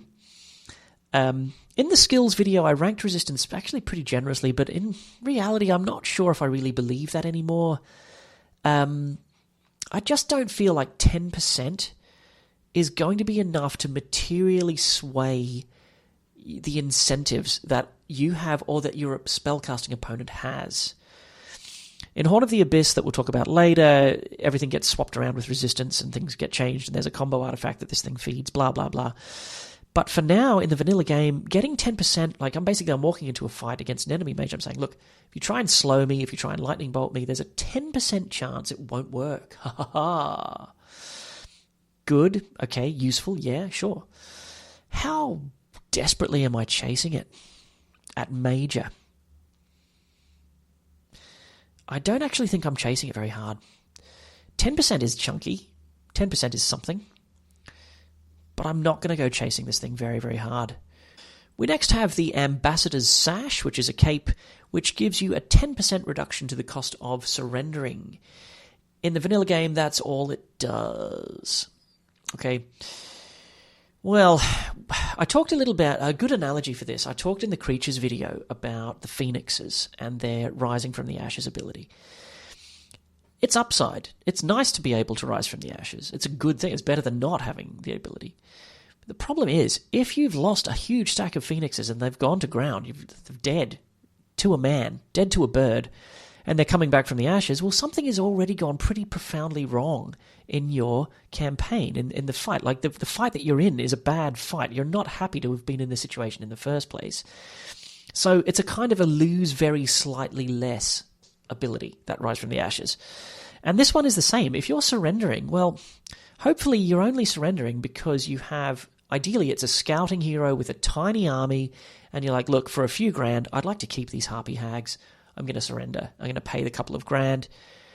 If you're surrendering and being offered a mega fun, like what you're talking 30 grand to surrender, it means you've been caught with your pants down out on the adventure map by a better hero who is about to delete weeks worth of progress. What this sash does, it says, we'll give you a 10% reduction. Instead of 30 grand, pay 27 grand. Okay, great. Pay the 27 grand, but you've just lost the campaign. So it's a lose horribly, ever so slightly less artifact. With that said, it has more application than the Bird of Perception, I think. But does it have any real appeal or application ever, really? Maybe. E-. Next up is the ever-flowing Crystal Cloak. Put this around your shoulders and you get +1 crystal every day. So it's just like its cousins, the lumber and ore carts. You can get this cloak and give it to an offsider, give it to a runner. You don't need to wear it as the star of the show. Okay, so there's absolutely no costume pressure here on this particular artifact. Now, +1 crystal per day, that's pretty darn good. Crystal is one of the 4 precious resources, of course. And getting to have a kind of unconquerable permanent +1 crystal on your side is really, really good. You can hire a hero. I believe actually Sephiroth is an example of one that will pay you that crystal, but then you've used that hero slot, and that hero may or may not be the most optimal person to fill out your roster. Or maybe you only get 8 heroes as well. I happen to quite like Sephiroth as things as it transpires. But yeah, +1 crystal per day, really, really solid and useful. If I see this thing and I'm short of crystal in the mid-game, I'm going to go and get this thing. Yeah, go get it for me. Absolutely. Somewhere up here in the Knoll's Flail territory, I think. Let's do that. And next on the list is the Recanter's Cloak. What this does is it bans all spell casting on the battlefield above level 2. So level 3, 4, and 5, all of those spells like Inferno, Implosion, Chain Lightning, Clone, Prayer, they're all banned and don't work on either side. And if I'm honest, me and this artifact have some history. I remember distinctly one really amazing playthrough I had going where I might have been Astral or one of the elementalists, or something like that. We got to the late game. My bitter arch nemesis was a knight. I don't remember which knight it was, but he was a really, really well-established knight, expert leadership, fantastic attack and defense, and expert earth magic. He had the first turn with his archangels. He cast expert slow on my stuff, to which I nodded and said, fair enough, quietly planning my chain lightning in the background. My army was by far inferior to his army, but also his attack and defense were way more superior than my hero's attack and defense. But I'm quietly there with gigantic spell power, gigantic knowledge. I click on the chain lightning, and I get the friendly pop-up message saying, the Recanter's Cloak prevents all spell casting above level 2, or whatever it says. And it was one of those break-your-keyboard sort of moments, you know. This was years and years ago. Now, when Horn of the Abyss came out, and with it shipped this template editor where you can actually go in and tell the template if there are specific things you don't want to include in your game, I have started banning the Recanter's Cloak. So I have that kind of baggage from, you know, going back. Now, that's one example of a time where the cloak really showed up and changed what was a really fun experience into an unfun experience in the hands of my enemies. I also feel like in my hands, if I have the Recanter's Cloak, and the AI has done a good job of building a really credible, nasty-looking, damage-dealing mage hero, putting the cloak on feels kind of cheap, you know, as well. It's not a fun way to win either, I don't think. So anyway, I'm a fan of banning this if you have the power or ability to do so. Now, however, this list is all about what do you do in the vanilla game, okay? How would you rate this? How do you rank it? And so given that experience, given that it's part of the game I'm playing, if I put myself in those shoes for a moment, how eagerly am I hunting down this major level artifact? Well, actually pretty strongly, mainly because I don't want my opponent to get it. I don't want anyone else to have it. It also, if I'm planning to use it just unashamedly, can potentially completely break open a strategic engagement, a sort of a cat and mouse that you're having with a hero of magic. It's like, oh, well, this has now become actually really easy. I can fight you anytime I want. When I'm good to go whenever you are. I don't need a big army. I don't need to worry about your big nasty spells, right? Because of the cloak. So if I see this thing and it's in my template, it's the mid-game, I am going to divert attention to go and get it more so than I will these other B artifacts. I think it's probably an A. And next we have the Cape of Velocity in at Major. Goes in the Cape slot, unsurprisingly, like the other stuff we've been talking about. And what this one does is give your troops +2 to their speed on the battlefield. So it's the spiritual partner of the Necklace of Swiftness that we talked about before, which gives +1. The difference being that the necklace is only a treasure-level trinket, and it's extremely easy to pick up. It will have massive relevance in the early and mid-game, and you'll still be using it and putting it on for those big final fights that we talked about at the beginning of the video. This guy is it gives you twice the impact, +2 to speed, but it is in at Major. How eagerly am I chasing this down when I find it? Pretty darn eagerly, yep. It's a really great pickup at Major.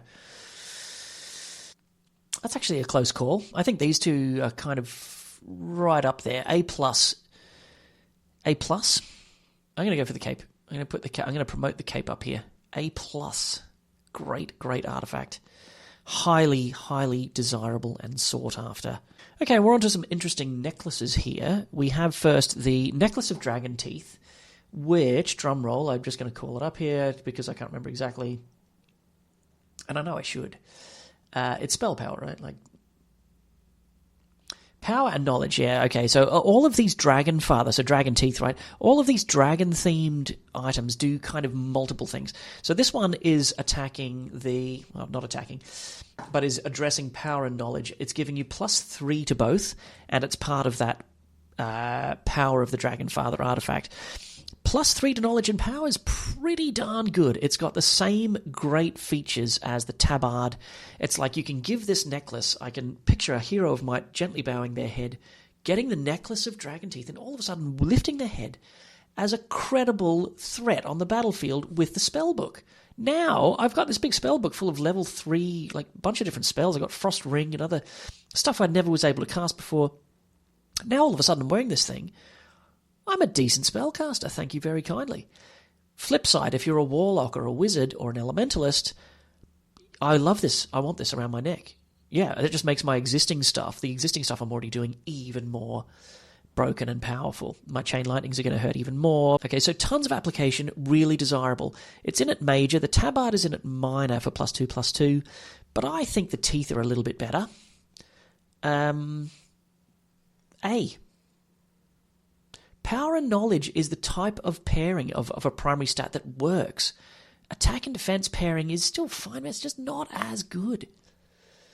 These are both major, and then the one I'm looking at right now is also major. It is the Garniture of Interference, and it's kind of the spiritual cousin of this thing here, Surcoat of Counterpoise. And what does this thing do? It is 5% to magic resistance. It's half as good as this one, and it goes around your neck, and the neck is a pretty hotly contested part of the body. It's not much use on anyone other than your main hero, who's doing the hardest fighting against the most nasty enemy spellcasters as well, which means, in absolute terms, weak. It's poor. It's poor, poor, poor. Okay, next is the Pendant of Second Sight, which is this horrific, awesome-looking art. Like, I love the art. So many of these artifacts, just so iconically fun. What this thing does is make your units immune to being blinded. And blind, for anyone who's watched the spells tier list, is important. Blind is a very important spell in the game. It's one of the most important spells in the entire game. And I'm lecturing you all while resizing it out. Here we go. Okay, so this will sometimes be relevant. It genuinely will. With that said, these things are all trinkets, making me immune to curse, making me immune to death ripple and forgetfulness. You can get these for almost free at the beginning of the game. I've got to pay. This is a major artifact. I can't, like, what? Which makes it terrible. Very, very poor. With that said, it may be relevant. I don't know. Okay, the next pendant on the list is the Pendant of Negativity. And what this one does is make your guys immune to chain lightning and lightning bolt. This one is interesting, okay, because in that example we were talking about before, corner case, yes, you're up against a hero of air magic, a magician of air magic. Denying him those two spells matters. Could potentially have serious ramifications in the big final showdown that you're about to embark on. I don't ban this thing. It's nowhere near as kind of preposterous and unfair as what you're doing by wearing the Recanter's cloak when you go to meet him. You're basically saying, okay, you can't chain me and you can't lightning bolt me, but the guy can still say, okay, well, you've denied me that, but I also happen to know Ice Bolt, or I also happen to know Meteor Shower. I'm not an expert Earth Mage, but I do know them. I still have some agency in the fight. It's not as preposterous or unfair as the Recanter's cloak. But I think this has a lot more application than these other things we've been talking about. How hotly will I chase it? Not very. Next we have the Statesman's Medal, and what the Statesman Medal does is reduce the surrender cost by 10%, just like the Sash, and unsurprisingly, it belongs in the same dumpster pile as the Sash for the same reasons we talked about earlier. And it helps display just how sucky they truly are by putting them on full display there, just here. Now, from suckiness to awesomeness, the Pendant of Courage goes round the neck at major. This one is fantastic. It gives you +3 to morale and +3 to luck. Just massive, massive buffs to two hugely important stats in, almost every campaign. One of your heroes, probably your main, not necessarily your main, but probably your main hero included, is going to want this pendant around their neck, man. 3 morale and 3 luck. Like, all of a sudden, your mediocre mid-game army has just transformed into something that's really, really hard to beat. It makes a massive, massive difference. You go from no morale and no luck up to fully loaded morale and fully loaded luck from nowhere. The really cool thing that this thing does, though, is it actually allows you to go beyond +3 right? Because you might already have +2. Let's say you've got +2 morale and +1 luck. You put this thing on and you go to +5 morale. That then allows you to start mixing in. You could have undead in your army, and it's like your guys are still totally like putting their arms around the, dread knights, in camaraderie, looking up at your pendant of courage, being like, this is fine. I will fight all day long, hand in hand with my brethren, the dread knight. You've got your grand elves there going, yeah, no problem. I love the dread knight. I love working. We work so well together, all because of the awesome virtue of the pendant of courage that you're wearing around your neck. I love it. When I see it, I go for it. I make a priority of going for this thing. I want it. And I want it more than the Cape of Velocity. Yeah, I do, but I'm looking at the Cape of Velocity again and thinking that might need to go. I think the pendant is special. I think the Pendant of Courage is a special artifact. It's really, really strong. It's just always going to pay dividends. It doesn't depend on anything situational. Yeah, sorry, I was having fun with it there. I was going to make it go zooming off the screen, but by doing that, it completely destroyed my graphic. Anyway, you can picture it zooming off the screen at the A and zooming on here into the S. I think it's better enough, because I'm comparing it to this now, and I'm going, which of these would I rather have? I think it's this one. It's pretty close. I really, really love the cape. I love it more than I said when I was talking about it, if I'm honest. It's special. But I think I like the pendant a little bit more. Next we have the Necklace of Ocean Guidance. This is an interesting one. It's a movement buff on sea. It gives you way more movement. It gives you actually 1,000 points of movement, more than the Boots of Speed.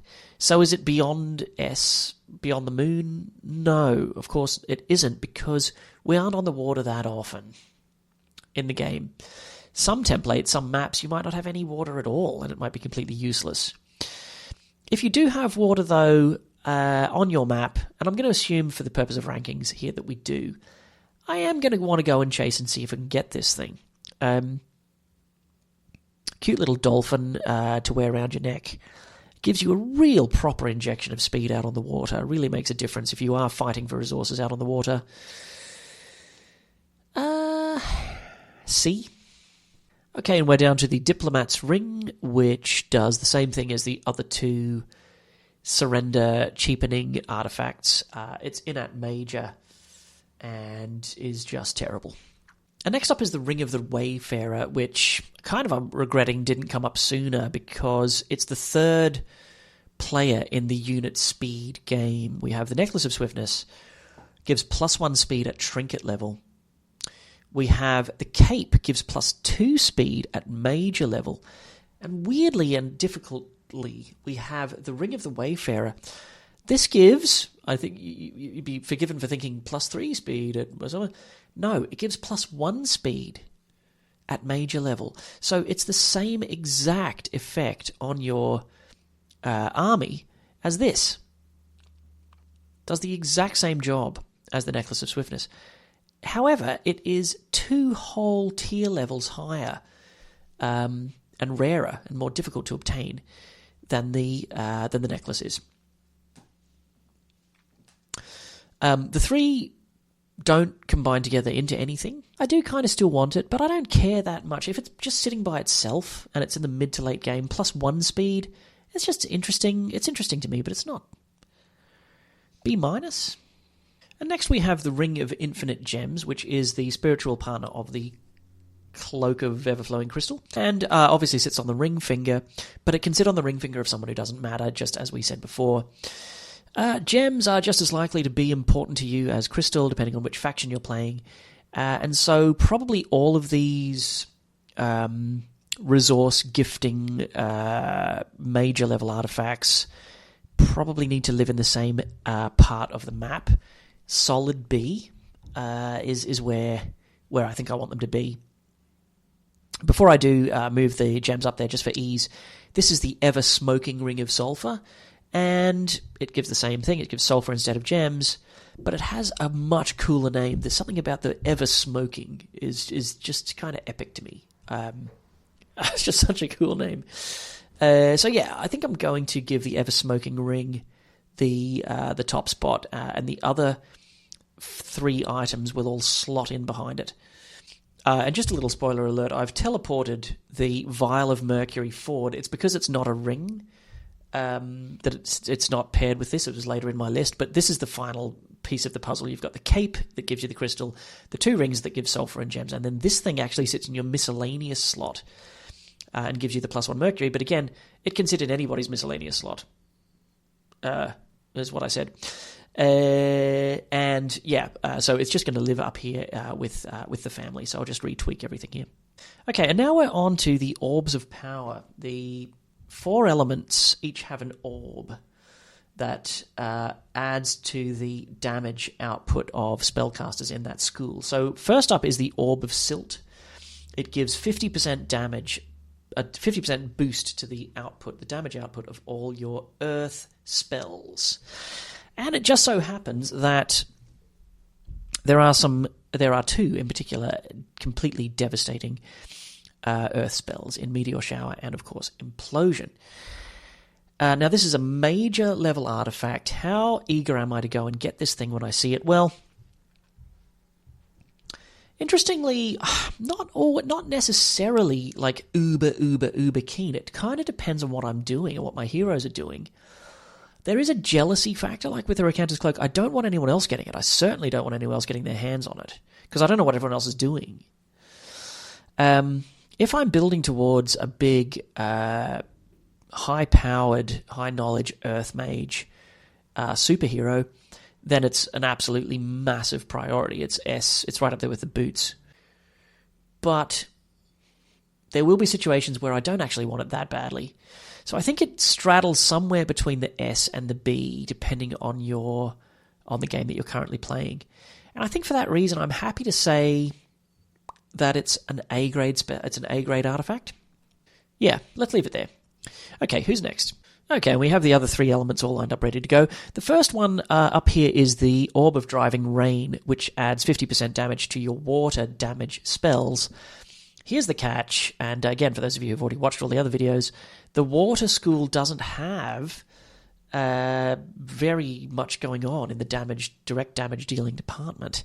We're talking literally Ice Bolt and Frost Bolt. Ice Bolt and Frost Ring. I can't think of any others.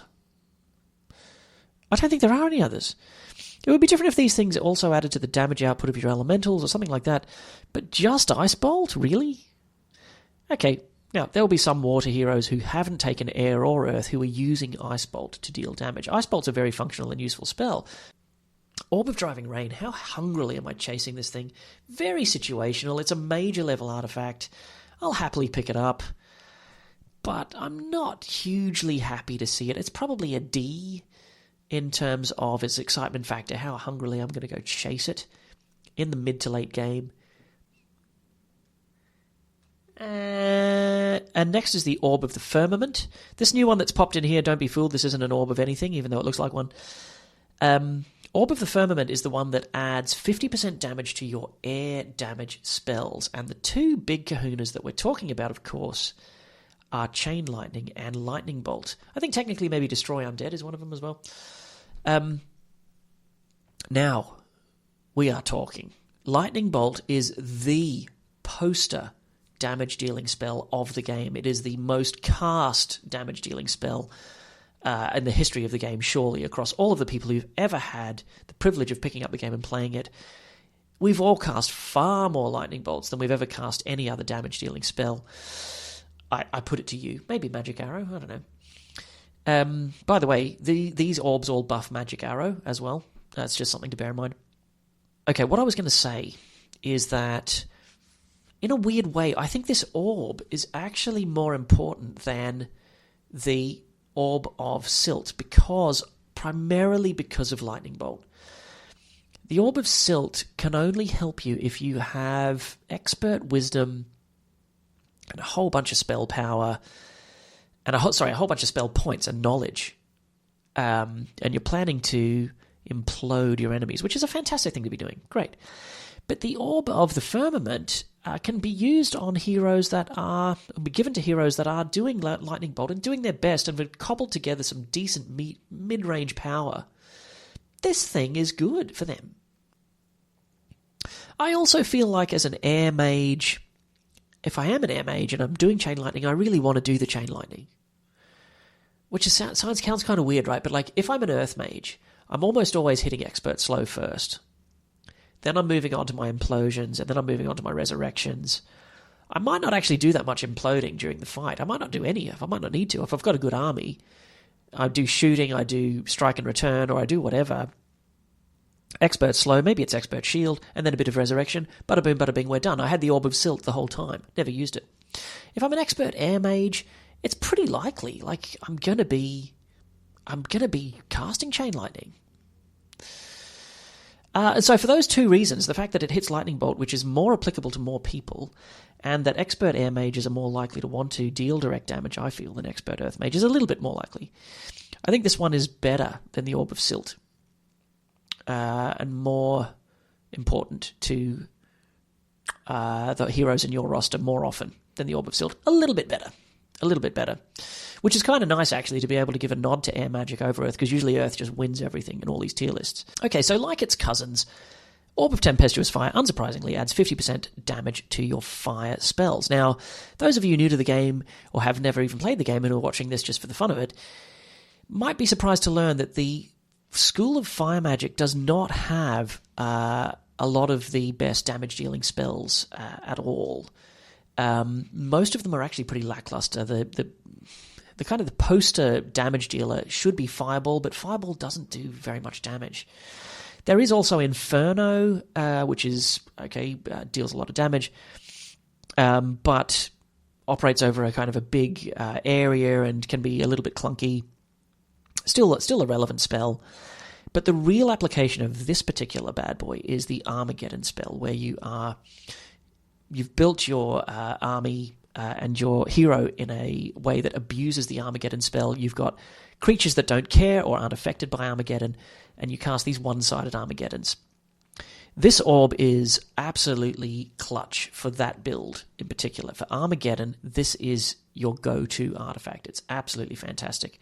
Now, we are here talking about the vanilla game, the uneditable, unnerfable game. If Armageddon is in the template, you've got access to that spell, then you want this orb, okay? If you're not doing Armageddon, this orb is not useless, but not great, and not really very important. Decent B for the Orb of Tempestuous Fire. Really interesting artifact, that one. I'll put a bit more separation between these two. I do believe the narrative of what I said earlier.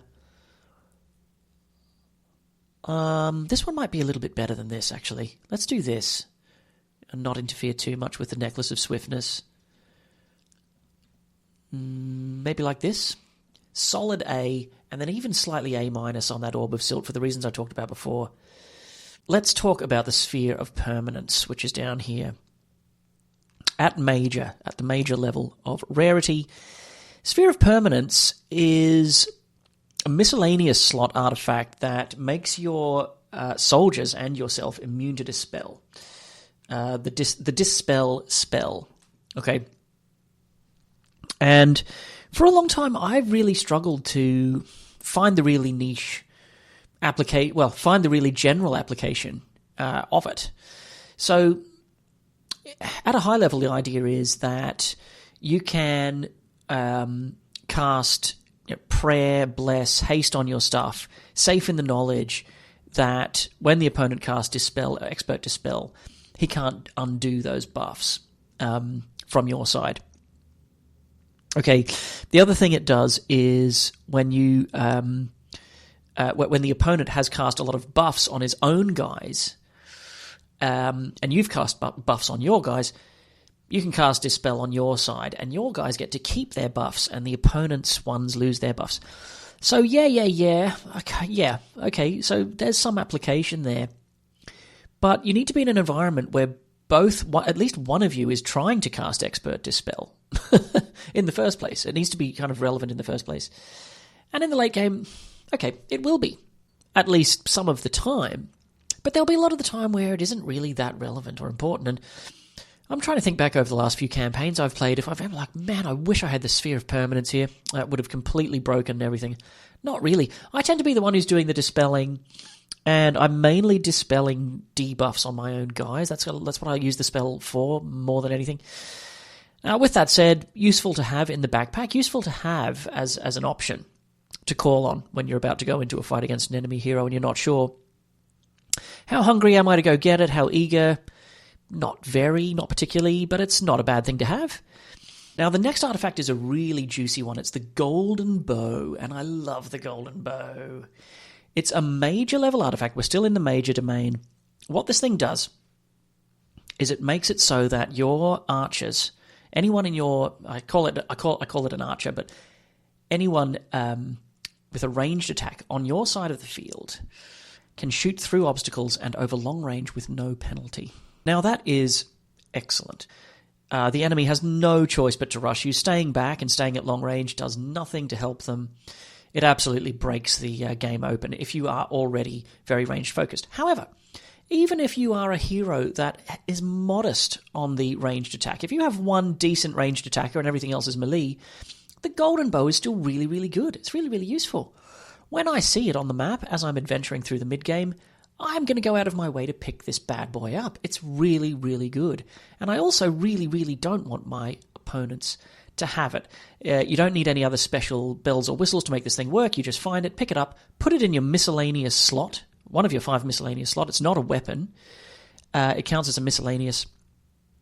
And you end up with this fantastic thing. If you've also got something really, really nice in your weapon hand, like the Sword of Hellfire, all of your ranged units are also getting the extra +6 to the attack that they're dealing while benefiting from the Golden Bow. So it's all just really, really juicy if you can make it work. You pick it up and it just does work straight away. All of your ranged units just are so happy to see it. Better than the gloves at minor. I'm at major. And the next thing is the Angel Feather Arrows. It's a major miscellaneous artifact, just like the Golden Bow, and you'd be forgiven for looking at the two, that they kind of are comparable. They both do something really powerful for people who know how to shoot. The answer is not really. This artifact is the third in the chapter. This is the 5% one, the 10% one. This is the 15% one that gives you 15% archery. Now, here's the thing.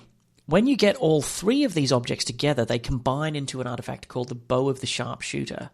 And as we'll talk about when we get into the combo artifacts, which isn't very far away, the Bow of the Sharpshooter, what it ultimately does, bit of a spoiler for scanning ahead, is it kind of turns the 3 artifacts into the Golden Bow, which you've kind of already got.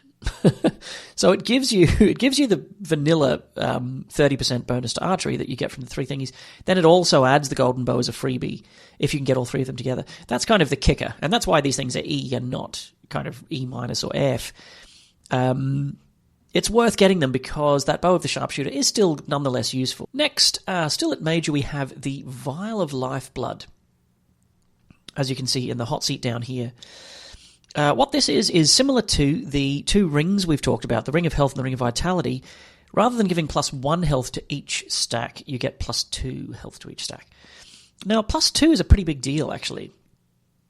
Obviously, something like an imp or a gremlin gets 50% tankier. So if you're in the mid-game and you've got a big, big horde of skeletons, ironically, it does work with skeletons, I think, or, familiars, gremlins, this kind of thing, gnolls, things like that, +2 to health of every model in that stack is a huge, huge buff. But also, +2 health kind of matters for Tier 2 creatures, and even Tier 3 to a degree as well. I don't actually think it is on its own a B, because it's quite hard to get, and by the time you see it, all of your Tier 1 stacks might have been killed. You might not be saving a lot of Tier 1s. I think it's a really solid artifact, though, that you're going to want on its own fairly often when you see it, even at major. So this is the Endless Bag of Gold. In at major, if you can pick it up, you plonk it in your miscellaneous slot. It gives you +500 gold a day. Very, very good. Like, very strong indeed. Bit of a close call with the Dragon Teeth. I'm going to say it beats the shield. Before I rejig here, I'll just quickly talk about this one. This is the Endless Sack of Gold. Okay. And that is also at Major. But instead of 500 a day, it's 750 a day, which is superb. I mean, fantastic. But clearly a... maybe not quite S. Yeah, an Endless Sack of Gold. Who doesn't want that? And we are coming to the end of the Majors. These are the last 3 artifacts in the Major category. And as you can see, we've got 2 pieces of Legion here. The first being the Arms of Legion. Now, what this does is it interacts with the Tier 5 creatures and gives you an additional 2 of those per day. So on that same pattern, Tier 5 creatures are a pretty big deal, but only getting 2 more of them a day, I often find I struggle to really get excited enough to send a hero back to stand there and wait around to give the extra thing. There's probably some important exceptions to that rule. Thunderbirds, Gorgons, you're going to find a way to do that if you're in those towns. What else have you got going there? I mean, Liches, yeah. There's some really good Tier 5 units. It is a major artifact. It's difficult to unlock and does take that additional overhead. But with that said, it probably is a little bit more exciting than the Torso. It's much harder to unlock, though, than the Torso.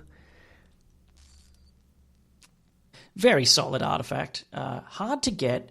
And then, yeah, I have to kind of do a bit of mucking about with a hero to make it work.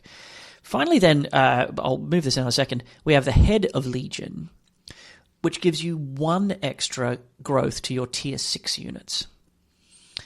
Now, the game starts to ramp away between Tier 5 and Tier 7, right? The difference between a Tier 5 creature and a Tier 7 creature is substantial.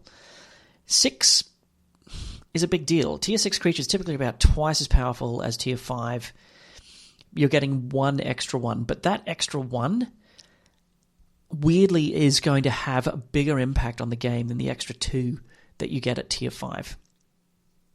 Why is that? Well, again, because of the geometry of the game, you'll typically be getting 3 per week, goes up to 4 per week with the head, right? Whereas the Tier 5s, you might be getting 5 per week, goes up to 7. I don't know. I'm completely talking off the top of my head, which may or may not be true. But I do find myself, when I see the head, it's like, ooh, that's the hardest, most juiciest one to get. That's the one I'm going to want to go and get. It might actually be up near the legs, this one. This is going to be hard to defend in the comment section, but I feel like it is better than the arms. I think it is. I think it's a bit better. I am going to promote the tabard to A. I'm going to be brave and do that.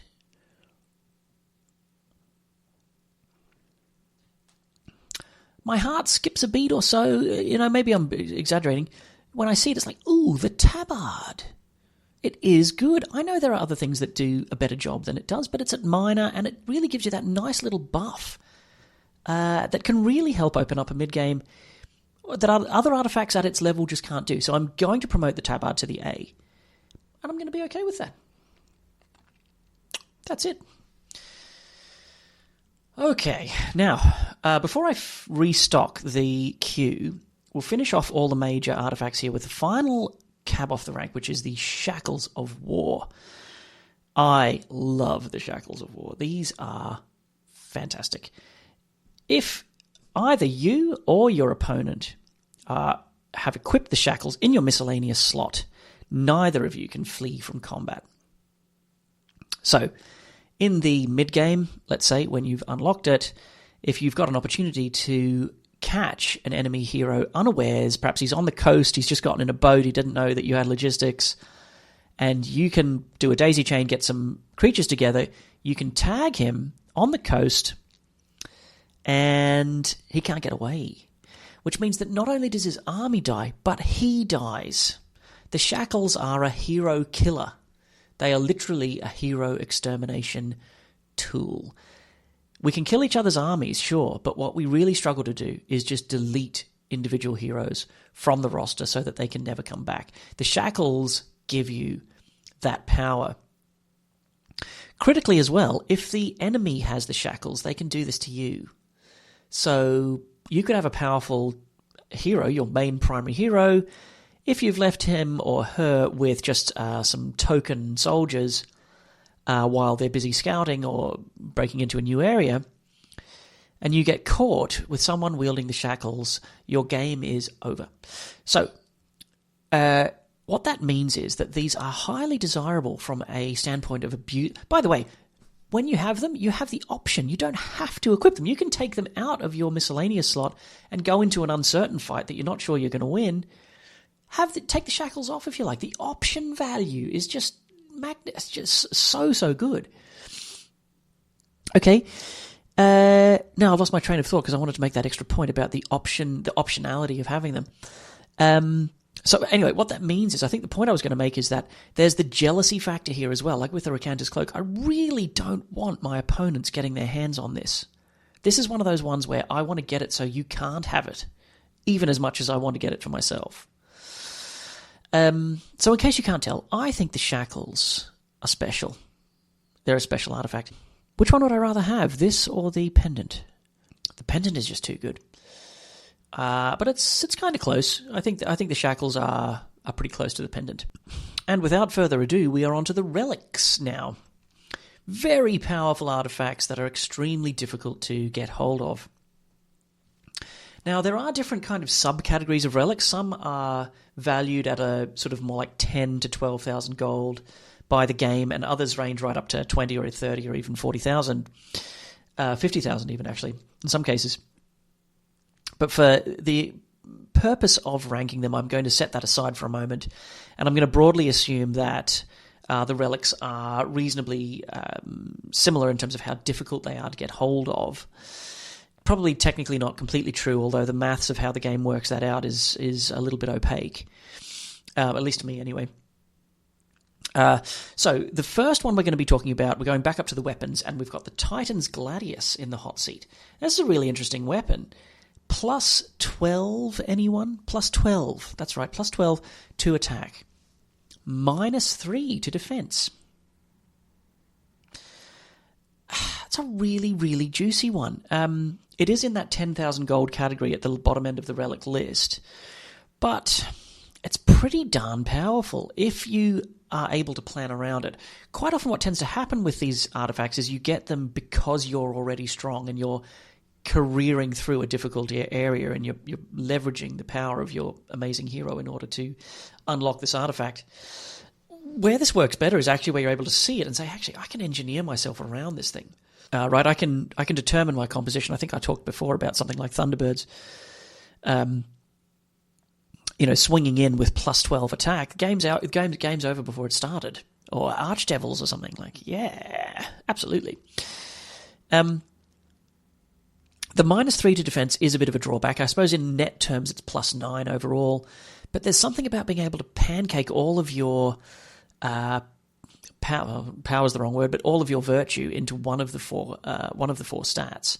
That's really, really appealing, I think. So I quite like the Gladius. When I see it as a relic, how hungrily am I going to go chase it? Moderately so. They're hard to get. The relics are hard to get. So I don't think it's an A. But it's not far off. It's a really solid thing to do. And next we have the Sword of Judgment, which just is this incredible-looking razor sword. If you can get this thing, it gives you plus 5 to all 4 primary stats.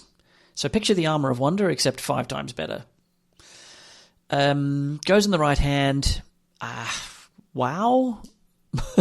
It is valued at 20,000 gold by the game as opposed to the 10,000 for the Gladius. It's considered a more powerful artifact. How much harder it is to unlock, I'm not sure. Generally, for our sake, we'll assume it's the same level of difficulty. Which one would I rather have? Most of the time, I'm rather going to have the Sword of Judgment, right? Definitely, because it's just going to buff. There's no hero that's not going to be delighted to have the sword. So I'm going to give it an A. I'm going to put it in the A rank. I think that's probably about right. So I wanted to be comprehensive here and include everything that's in the wiki. This is Armageddon's Blade. In the random maps I play, and I think in the vanilla game, if you hit the random map button, you're not going to see this bad boy. It's a campaign item. What Armageddon's Blade gives you is plus 3 to all skills, except it's plus 6 to power. And then it adds Expert Armageddon to your spellbook. and it gives all of your creatures immunity to Armageddon. So it's like this built-in Armageddon spam thing, the kind of thing we talked about before with the Orb of Tempestuous Fire, which obviously you're going to want to pair with this if you can. If you've got the Armageddon's Blade, you're going to want this thing as well. And it comes with a pre-built package. It's giving you the 6 power you need for the Armageddon that's cast to actually matter. So that's tremendous. Right, absolutely tremendous. And it would, if in principle, if you could get it, it would transform a mediocre situation or a mediocre hero into a game ender. So if I'm valuing it on that basis, even taking into account the fact that it's a relic, easily puts it into the S rank. So I'm going to let it sit up here, even though it doesn't. It's kind of like with an asterisk. It doesn't really show up in a typical competitive game or in a PvE random map scenario, the type of thing. I've never seen it in a random map in either the vanilla game or in Horn of the Abyss. Okay, next up is the Sentinel's Shield, and this is the companion to the Gladius. Okay, instead of giving 12 and -3 to attack and defense respectively, it's the flipperoo. So this thing goes on the shield slot, gives 12 to defense and -3 to attack. Now, this one is actually a bit of a, well, game changer. It's different to the Gladius, and in the same way that the Centaur's Axe and the Wooden Shield weren't the same thing. I insisted that they were not the same as each other just because of the fact that they were kind of cousins or mirrors of each other. In that same fashion, the Gladius and the Shield are not the same thing. Almost any hero that comes across the Shield is delighted to pick it up. If you're a hero of might, I'll take the hit to my attack. Don't you worry, I'll deal with that. You've just hugely buffed the survivability of your creatures on the battlefield as a hero of might. You're delighted with that. If you're a kind of a combo hero, a hero of kind of might and magic, give me this shield. I'll figure out the attack. Like, that's great. And then finally, if you're a hero of magic, well, I just want some beefy creatures who won't die while I'm busy casting spells. Well, I'd much rather have the shield than the Gladius. As the game waxes on and you've got a big army of creatures, which of these two artifacts would I rather have? The shield. The shield is the answer. It's going to carry you through more situations and scenarios than the Gladius will. It doesn't allow the kind of busted alpha striking builds that you can probably get out of the Gladius, but it's just giving you stayability and winnability. The ability to gallop through an unexplored area and keep taking fight after fight after fight with very few losses. It's great. It's great for that very reason. Would I rather have the sword? I think I'd rather have the sword.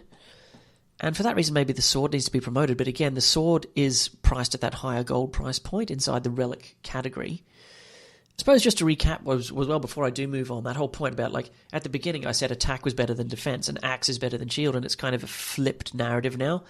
I think I foreshadowed that at the beginning, although it was a few hours ago that I started recording and I've had breaks in between and stuff. But my point being that by the end of the game, massive buffs to defense kind of start to eclipse and overtake massive buffs to attack because of the dynamics of the way the game kind of evolves. And you've got a big stack of army, 7 stacks of tons of HP in them, and that's a very different dynamic. And your opponent has the same.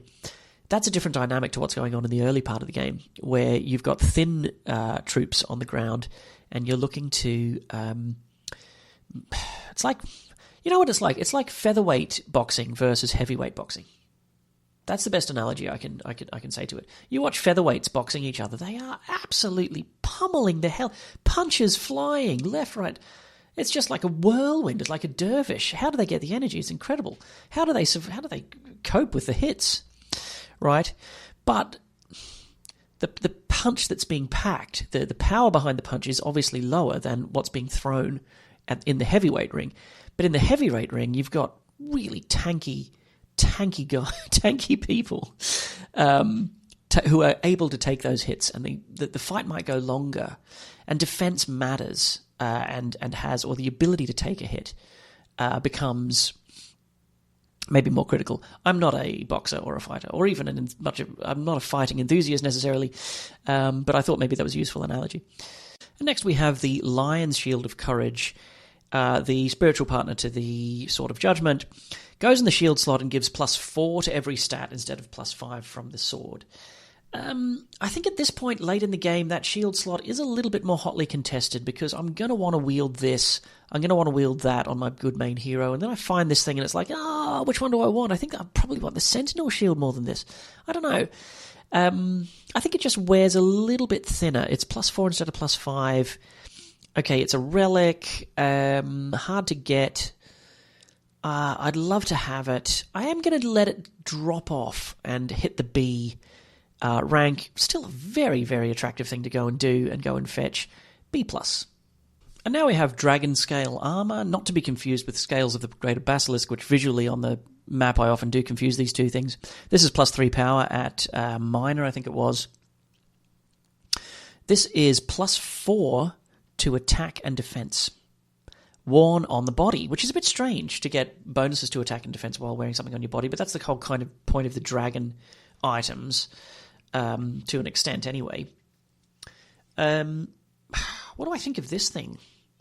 It's a relic. +4/+4? It's kind of weak, right? I mean, we talked about getting +4 to everything on the shield slot here, and I gave that a B+. The armor slot is hotly contested. This armor is quite good, and there's other good armors. If I scan the scene, I can see the brimstone here.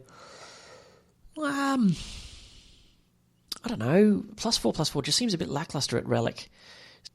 All right, now in the picture here we have a couple more of these Titans pieces. We've got the gladius, the sword, the weapon. We've got the shield. That's the Sentinel shield up here. And these are the other two pieces. This thing in the middle is a different thing we'll talk about in a second. The first one in the hot seat is the Titan's cuirass. Now, what's this thing doing? Well, the other things are giving us tons of attack at the cost of defense and then vice versa. This one's giving us +10 power and -2 knowledge. Okay.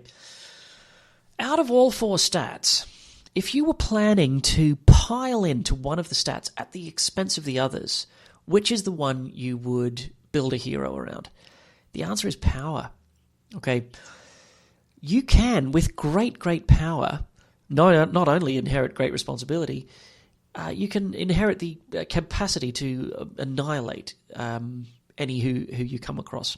Okay, +10 power switches on ridiculous DPS or damage on your damage-dealing spells, like preposterous damage. That's the main application for that really, really high power. The -2 knowledge is just not a problem. By this stage of the game that I'm getting this armor, I'll find a way around that -2 knowledge. Like, don't you worry. I'll be an expert air mage, an expert earth mage. The spells are being cast at a discount already. I'll have spell point recovery solutions already set up. I'll have naturally high knowledge, and I can just take the hit to the 20 knowledge, 20 spell points or whatever. +10 power, fantastic. Okay, it's also priced in gold by the game at the same price as the other Titan pieces at 10k. This is great. Is it better than the Sentinel shield? But I think in the round, because it doesn't have quite the universal appeal that the shield has, I'll let the shield win. I think it's better than the Orb of Silt. Okay, we'll skip back over here. We'll do these in order. This is the Crown of Dragon Tooth. We're back to the dragon stuff. In case it wasn't obvious, this is part of the power of the Dragon Father, along with this thing, and the other stuff we've talked about before. This one is worn on the head. It's at a relic level and gives +4 to power and knowledge. Kind of a tricky one to evaluate here, right? I mean, of course I want it. Down here I'm getting +5 to just knowledge, and I said D plus to that at major. You're asking for a relic level difficulty, and you're going to give me the +4 to both. So it's kind of like a tabard on speed. It's twice as powerful as the tabard, but it's significantly more difficult to unlock. It is a pretty good thing to put on your head, though, right? It's a pretty good thing to have on your head. I want it. Yeah, I do. I want it. I see it. I see it in the mid game. Yeah, I want to go and get that. How do we get that? C+. C+ is my gut feeling here. Okay, and continuing along the theme of relic-level headgear, we have the Titan's Helmet. Now, what's it actually called? I'll tell you in a second. The Thunder Helmet. How cool is that? Well, let me tell you, dear viewer. Plus 10 knowledge at the cost of -2 power. How peculiar, how interesting. Is this right up there alongside the Titan's Cuirass, which does the opposite? In my opinion, profoundly no. In fact, this thing is way worse, in my opinion. Plus 10 knowledge, okay, cool, so I can do a lot more before I get tired.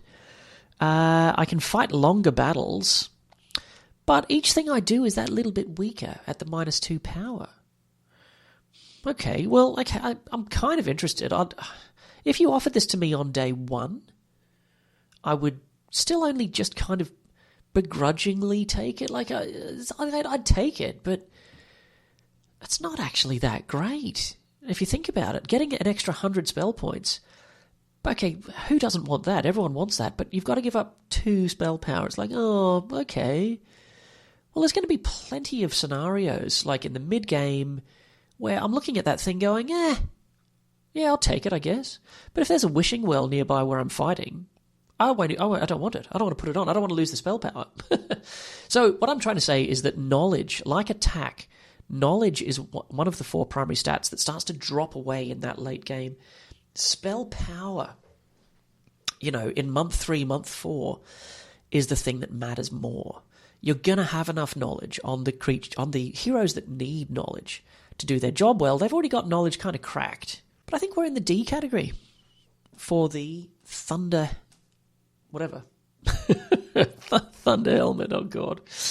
This is going to be immortalized on YouTube as I start to drop off and my concentration starts to wane. Let's be mean to the Thunder Helmet and give it a D. There is something profoundly satisfying about being the adjudicator of virtue of these individual things. It's like I'm slotting you into, wherever I say. Whatever I say is what you are. So next we have the Sea Captain's Hat, and this is an interesting one. It's a relic. Yeah, sorry, the Necklace of Ocean Guidance was a major. This thing's a relic.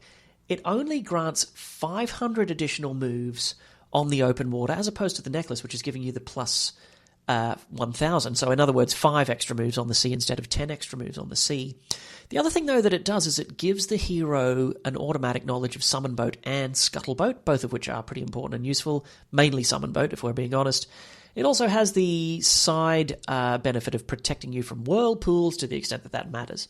Where this thing really shines, though, is if you've got the necklace, you can make a 2 artifact combo called the Admiral's Hat. As a vanilla artifact on its own, how hard you don't have the necklace or water doesn't matter much on your template, it's really going to struggle, right? I mean, it's really, really going to struggle for you to get your attention. It probably doesn't deserve even a D for that reason. And next we have the Helm of Heavenly Enlightenment. +6, people, +6 to all 4 primary stats. Goes on the head and has to compete against... I guess that crown of dragon teeth that we talked about before has to compete against, the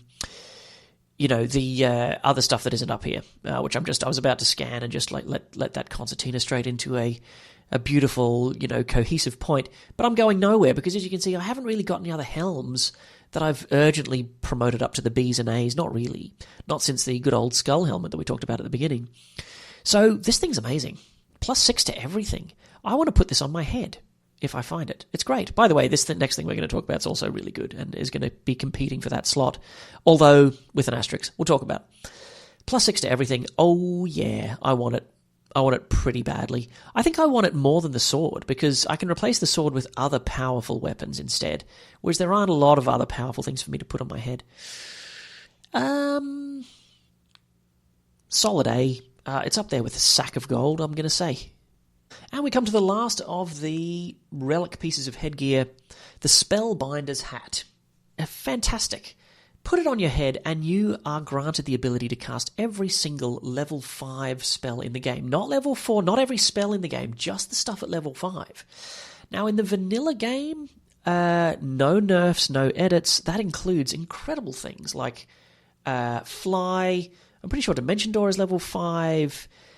Not Town Portal, that's level 4. But Fly is the big one, right? Fly and Dimension Door, they're the biggies. You're also going to pick up Implosion, which is massive, and whichever school of magic you happen, if you've got a proficiency in, you can summon the elemental from that school of magic as well. Really, really powerful and fantastic. When I see it on the map, even if I've got a hero of magic that knows their stuff and has expert wisdom, I'm still going to go out of my way and get this. It's still going to be really, really good. But for a hero of might, fantastic. Massive priority. Spellbinder's Hat, exceptional item. Absolutely exceptional artifact. Not better than the boots. Better than the pendant? Yeah, it is. Okay, and next up is the Sandals of the Saint. So this is the component that goes with the heavenly... The idea is you're wearing this thing on your head. You're wearing these saintly sandals on your feet. You've got the Sword of Judgment in your right hand. And you've got whatever the shield is. This one here, the Lion's Courage shield in this hand. And you have all of this together, and you end up with the Angelic Alliance combo artifact that we're going to come up and talk about now in a second. How much do the sandals add to the conversation? Like, this is adding +5 to all of your stats. This is adding +6 to all of your stats in the kind of free and open headspace slot. Very, very strong. The sandals only add +2 to everything. +2 to each stat. It's like, oh man, at relic level, it's not actually that good in and of itself. I mean, it is and it isn't, right? It's not as good as the other things, but the sandal slot or the feet slot isn't really being contested by anything else other than like the greaves at this point, because you can take off the boots of speed and put these on. Take off your boots of speed, put the sandals on, do the fight with attack and defense and all the stuff, casting spells, and then at the end of the fight, put the boots of speed back on. How hungrily am I going and chasing this? Actually, I think I do, because of that reason. I am going to be able to wear them and use them. Yeah, I think C+ is reasonable here. This next thing is Boots of Polarity, and I love the artwork on these. They almost look like something out of the 1980s. They're just really cool-looking boots. Now, the Boots of Polarity pair with, or they're the spiritual associate of these other items here, this surcoat of counterpoise, as well as the, what was the other thing? I'll find it here. It's a necklace, isn't it? Yeah, this thing. Meanwhile, the boots give you 15%, so it's both of these added together in terms of power level. Now, they are fighting against the Sandals of the Saint for a place on your feet going into a big fight against an enemy hero. I'm happy to go get these. I'd rather have them than have my enemy have them. There is a bit of that going on as well. I don't really want my enemy wearing these. How hard am I going to try to get them? Again, I think it's a C. Again. The last of the relicy boots are here. These are the Boots of Levitation. And what they do is when you put them on your feet, you are able to walk across water all the time, as much as you like, as long as you end your move on land.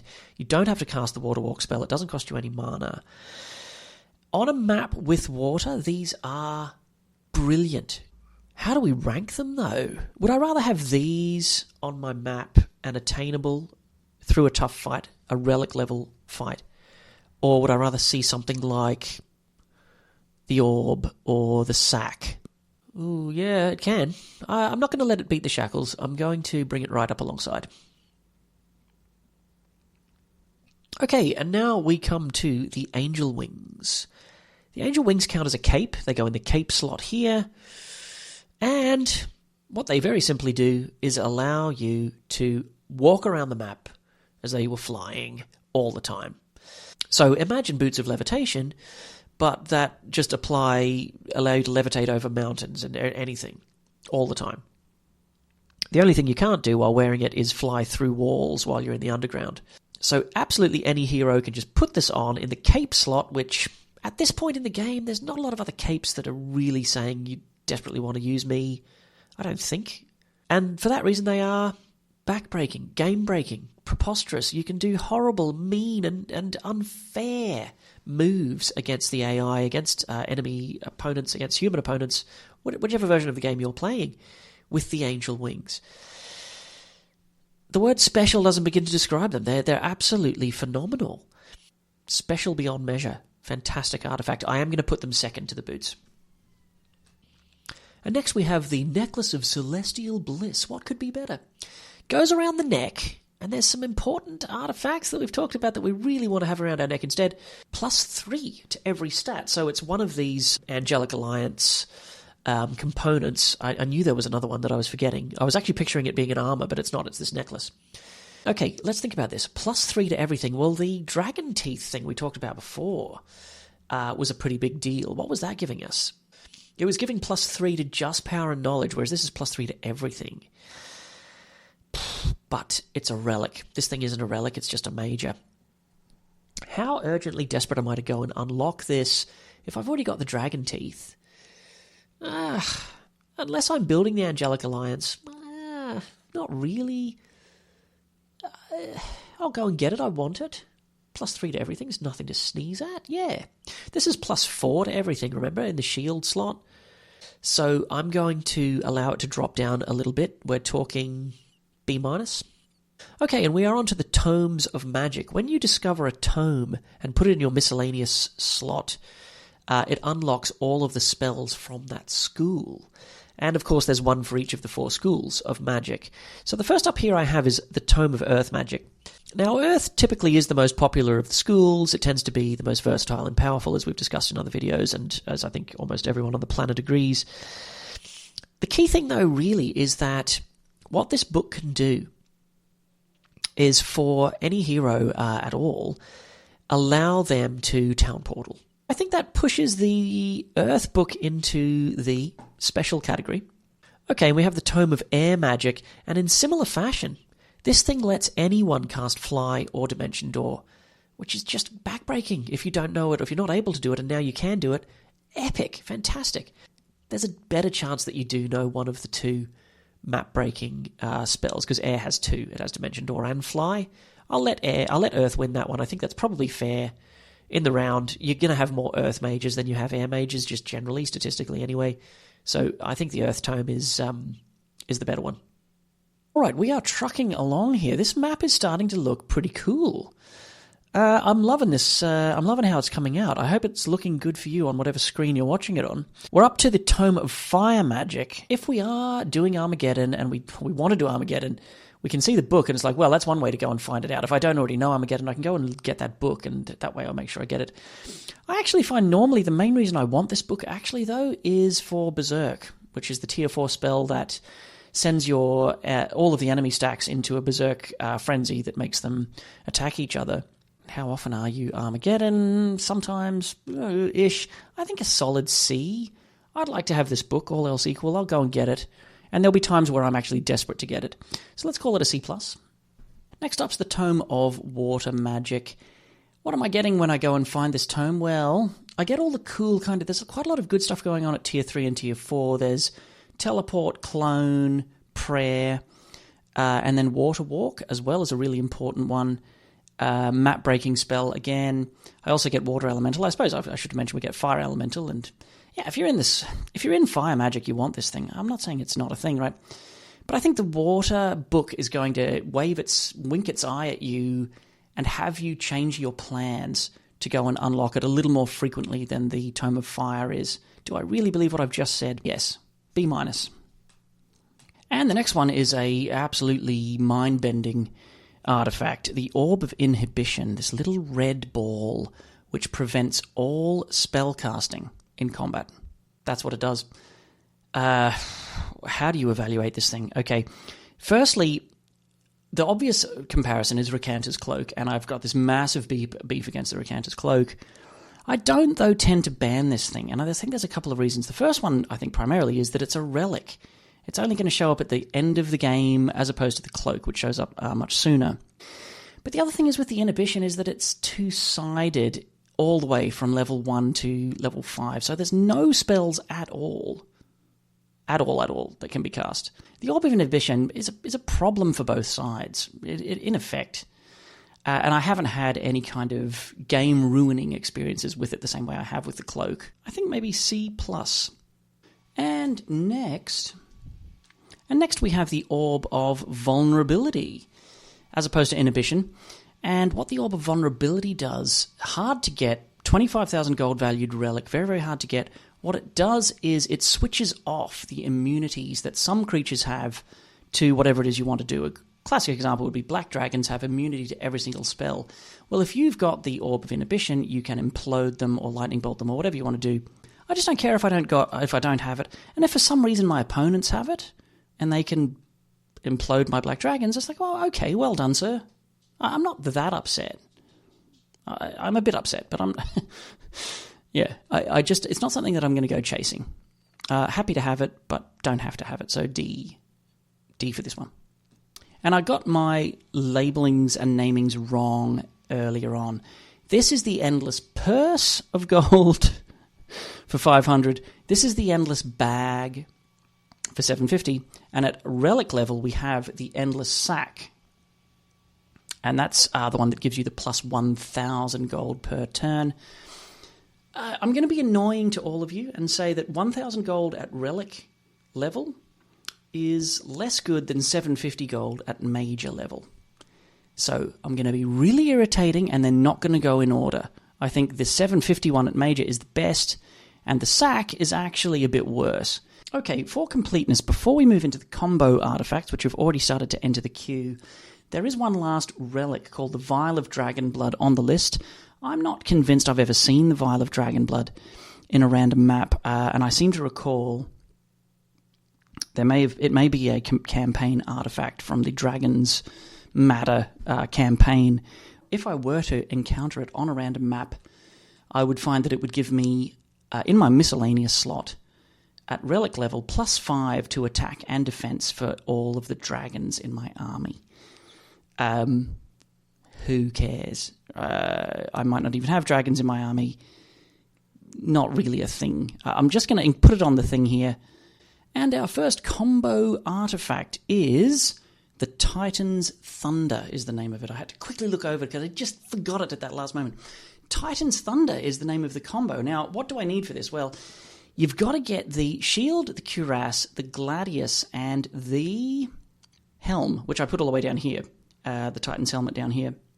Get these 4 things together and you get the Titan's Thunder. Now, what that Thunder does is it gives you all of the bonuses to attack, defense, power, and knowledge that the base set of items give you as a baseline. On top of that, it adds the Titan's Lightning Bolt to your spellbook, and if you don't have a spellbook, it gives you one and creates that spell inside the book for you. It's a really good lightning bolt. It's better than a normal lightning bolt. It deals 600 damage. In order to judge the combo artifacts, they're not really artifacts. They're just a collection of the existing artifacts. So the way I'm going to judge it is I'm going to say, look, how does the existence of the combo change my perception of the ingredients? And my answer with this one is barely at all. Not really. The Titan's Thunder isn't going to totally transform my game. I think there's going to be some circumstances where you just shrug and say, oh, Titan's Thunder, cool, whatever. D? Okay, the next combo artifact we're talking about is the Angelic Alliance. We've been foreshadowing it for some time. There are 6 pieces scattered around the board here. You need the Sword of Judgment, almighty relic thing at the top of the order. You've got additional relics here. You need the Necklace of Bliss. You need the Shield of the Lion's Courage. You need Sandals of the Saint down here. That's a relic. What's the other stuff you need?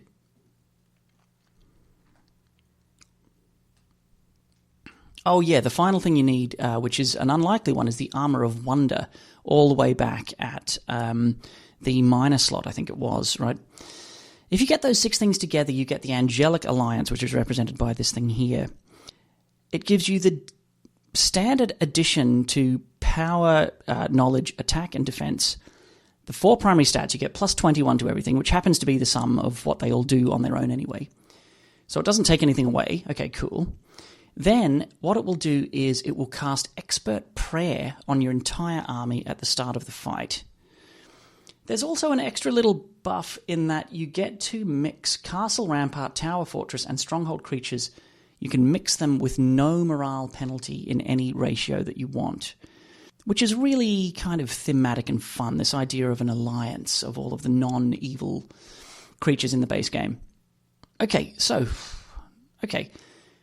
that's cool. Expert Prayer on everything is a free spell at the start of the fight. Pretty nice. But man, I gotta tell you, if you've managed to assemble the sword, the shield, the celestial necklace, the sandals, if you've got all of this stuff together... Oh, hang on, I didn't mention the Helm of Heavenly Enlightenment, way up top, number 1. You need this thing as well, the Helm of Heavenly Enlightenment. If you've managed to get all of that stuff together, you're already in magnificent shape. How does the existence of the combo change my perception of the ingredients? Almost not at all. Do I care that the Angelic Alliance exists when I'm looking around at the map and saying, "Ooh, there I see the Helm of Heavenly Enlightenment"? Does the fact the combo exists increase my desire to go and beat the Guardians and go and fetch that thing? No, I just want the Helm because it's awesome. +6 to everything. Give me it for that. I don't really... The fact I can unlock this free prayer spell if I get everything else is only a moderate upside. The morale-saving thing of mixing the troops between the castle and the rampart and all that, it's a kind of a gimmick, right? Like, it's not going to matter often enough to really move the needle. So I'm going to put it there right alongside the Titans one. So I guess, yeah, I mean, when people see these weapons, these almighty combo artifacts down in the D, it's going to be like massive head scratcher, but I hope I've explained why. The basis on which I'm judging the combo is how it changes the value of the ingredients. I'm saying that you can't assemble those two swords, those two combos. You can't assemble them until the game's nearly already over. Saying the same thing over and over again. The next cab off the rank is the Armour of the Damned. The Armour of the Damned. What do you need to assemble this thing? 5 or 6 relic-level artifacts? No, dear viewer. You need, actually the opposite. You need 4 ingredients. We've talked about it already a little bit. The skull helmet hiding sneakily here behind the cart of ore. You need the skull helmet at the outset. It's a treasure-level artifact. Pretty easy to get. You're probably going to be able to pick one up. You need the rib cage. Where's that? Where'd I put this? Down in the D. Doesn't do much on its own. It's a minor-level artifact. You need the dead shard of the Dead Knight up here at minor, and you need the yawning shield of the Yawning Dead here again at minor. Okay, so let's say I get all of this, ghoulish undead stuff together. I've got the ribcage, I've got the shield, I've got the sword, and I've got the skull helmet. You might be thinking, well, what's my payoff? Maybe my payoff's that I give my enemy -1 morale or something like that, right? Here's the payoff. Get this. Have a listen to this. At the start of the fight, casts the armor. You don't cast. The armor casts Expert Curse, Expert Misfortune, Expert Slow, and Expert Weakness for 50 rounds. So all 7 stacks of the enemy army cop 4 massive debuffs. Now, in the vanilla game, Misfortune isn't much of a big deal. If you didn't have any luck in the first place, Misfortune literally doesn't do anything. But Curse, Slow, and Weakness absolutely cripple the enemy army. You're literally halving, or worse, the combat capability of your opponent. Weakness gives you -6 to strength, to attack. -6 to attack. Then on top of that, you deal minimum damage in combat across the board from Curse. And then again, on top of that, your speed is halved across the board. Now, that is preposterously good. Like, that is so strong. I mean, if you think about it, the worst possible scenario, the worst case scenario, is that you go up against someone who sees the Armor of the Damned at the start of the fight, cast all these spells, laughs and says, Expert Dispel or Expert Cure. That's still fantastic. You have still wasted an entire turn of that spellcaster's turn. He doesn't get to cast anything else. He can't actually start the fight properly. He misses a turn, having to waste his time dispelling your free stuff. That's a worst-case scenario. If he doesn't have Expert Cure, he's not an Expert Water Mage and he can't fix it, the fight's over. Probably. The fight's probably already over. So, Armor of the Damned, flavor of the day. And if I'm being really honest, I've slept on the armor of the damned for many, many years. I've probably spent decades, effectively, playing this game, not really realizing just how fantastic it is. Like, it's absolutely unbelievable. So how eagerly am I hunting this thing down? With great gusto, is the answer. Armor of the damned. It's special. Oh, yeah. Is it more special than... If I can assemble them, am I more excited to assemble it and find the last pieces of it than I am to stumble upon the Spellbinder's Hat? I am, yes. Angel Wings... If I'm playing the vanilla game and I find the Angel Wings as opposed to the last piece of this relic, I'm probably a little bit more excited by the Angel Wings. This thing's amazing. Armor of the Damned. Special combo. Okay, and we finally get a look at this combo artifact that keeps coming up again and again because it's got so many pieces, 9 different pieces, which is the power of the Dragon Father. We are finally here and ready to examine this combo. What does that combo do? Well, the first thing it does is it takes all of the standing bonuses you get from the 9 and adds an additional +6 to all 4 primary stats, which is pretty good, pretty nice.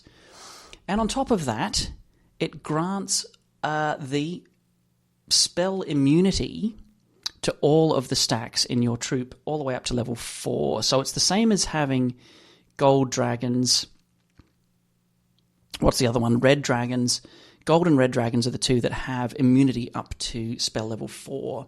And so having this combo grants you that ability as well.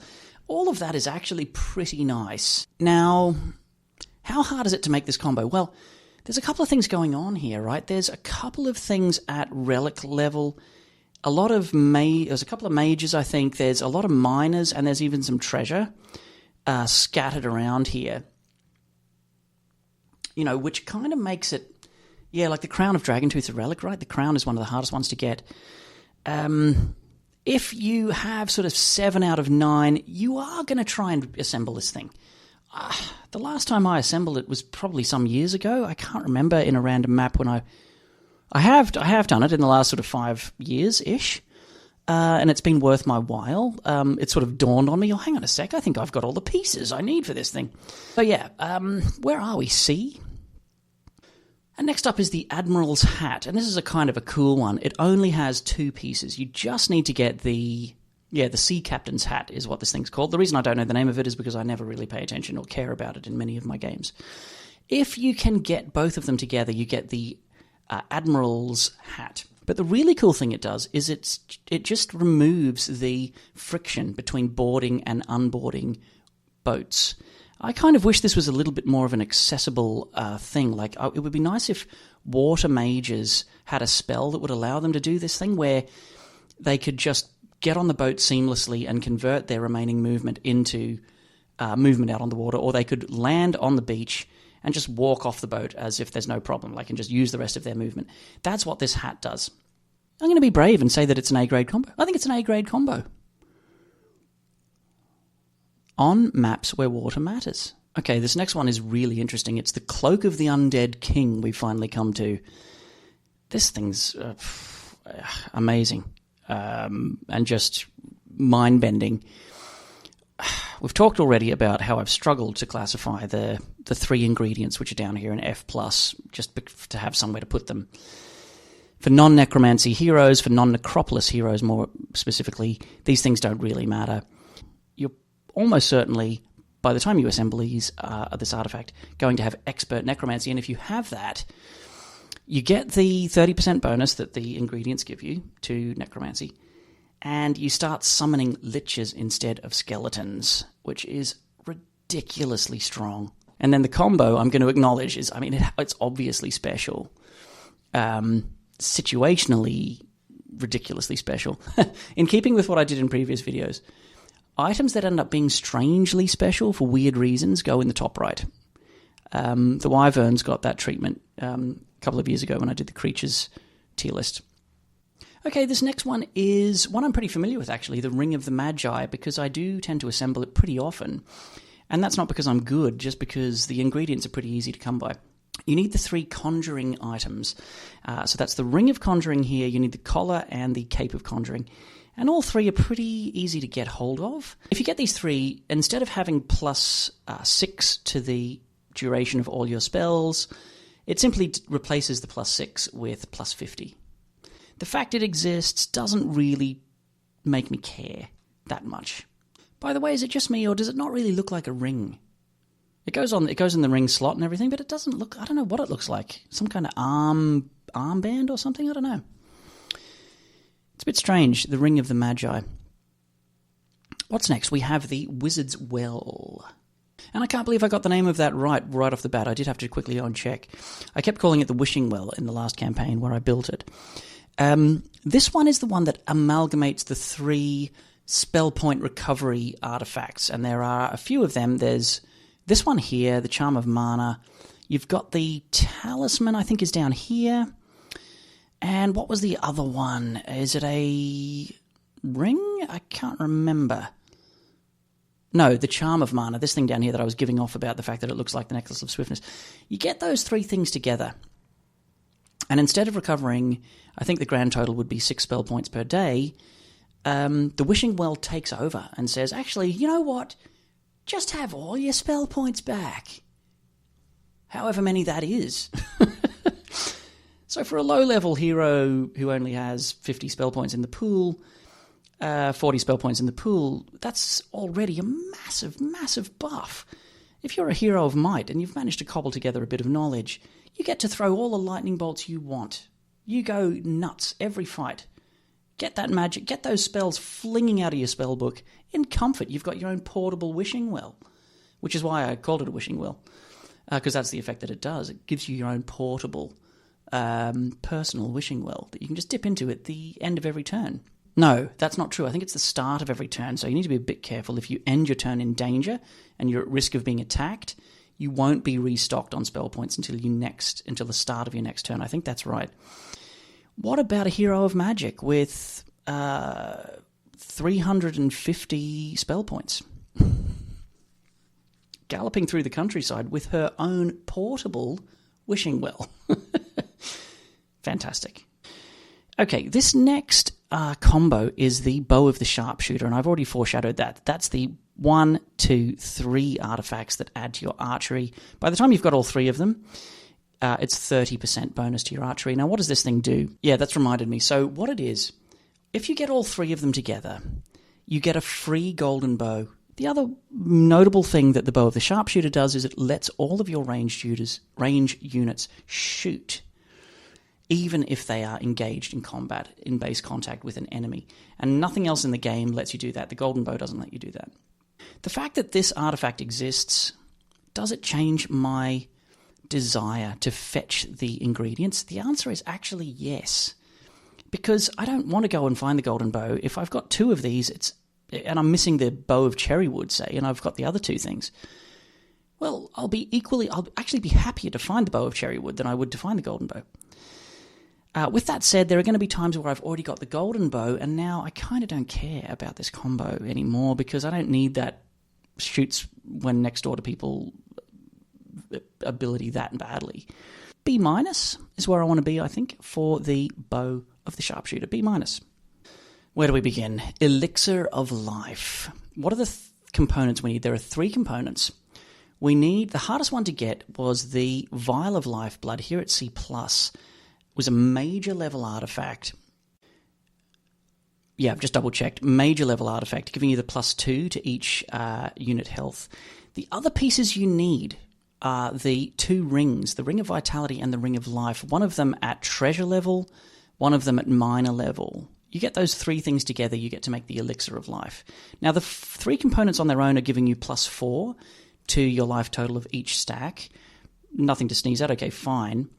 What does the elixir do? Well, on top of those benefits, it adds 25% to the life total of each stack.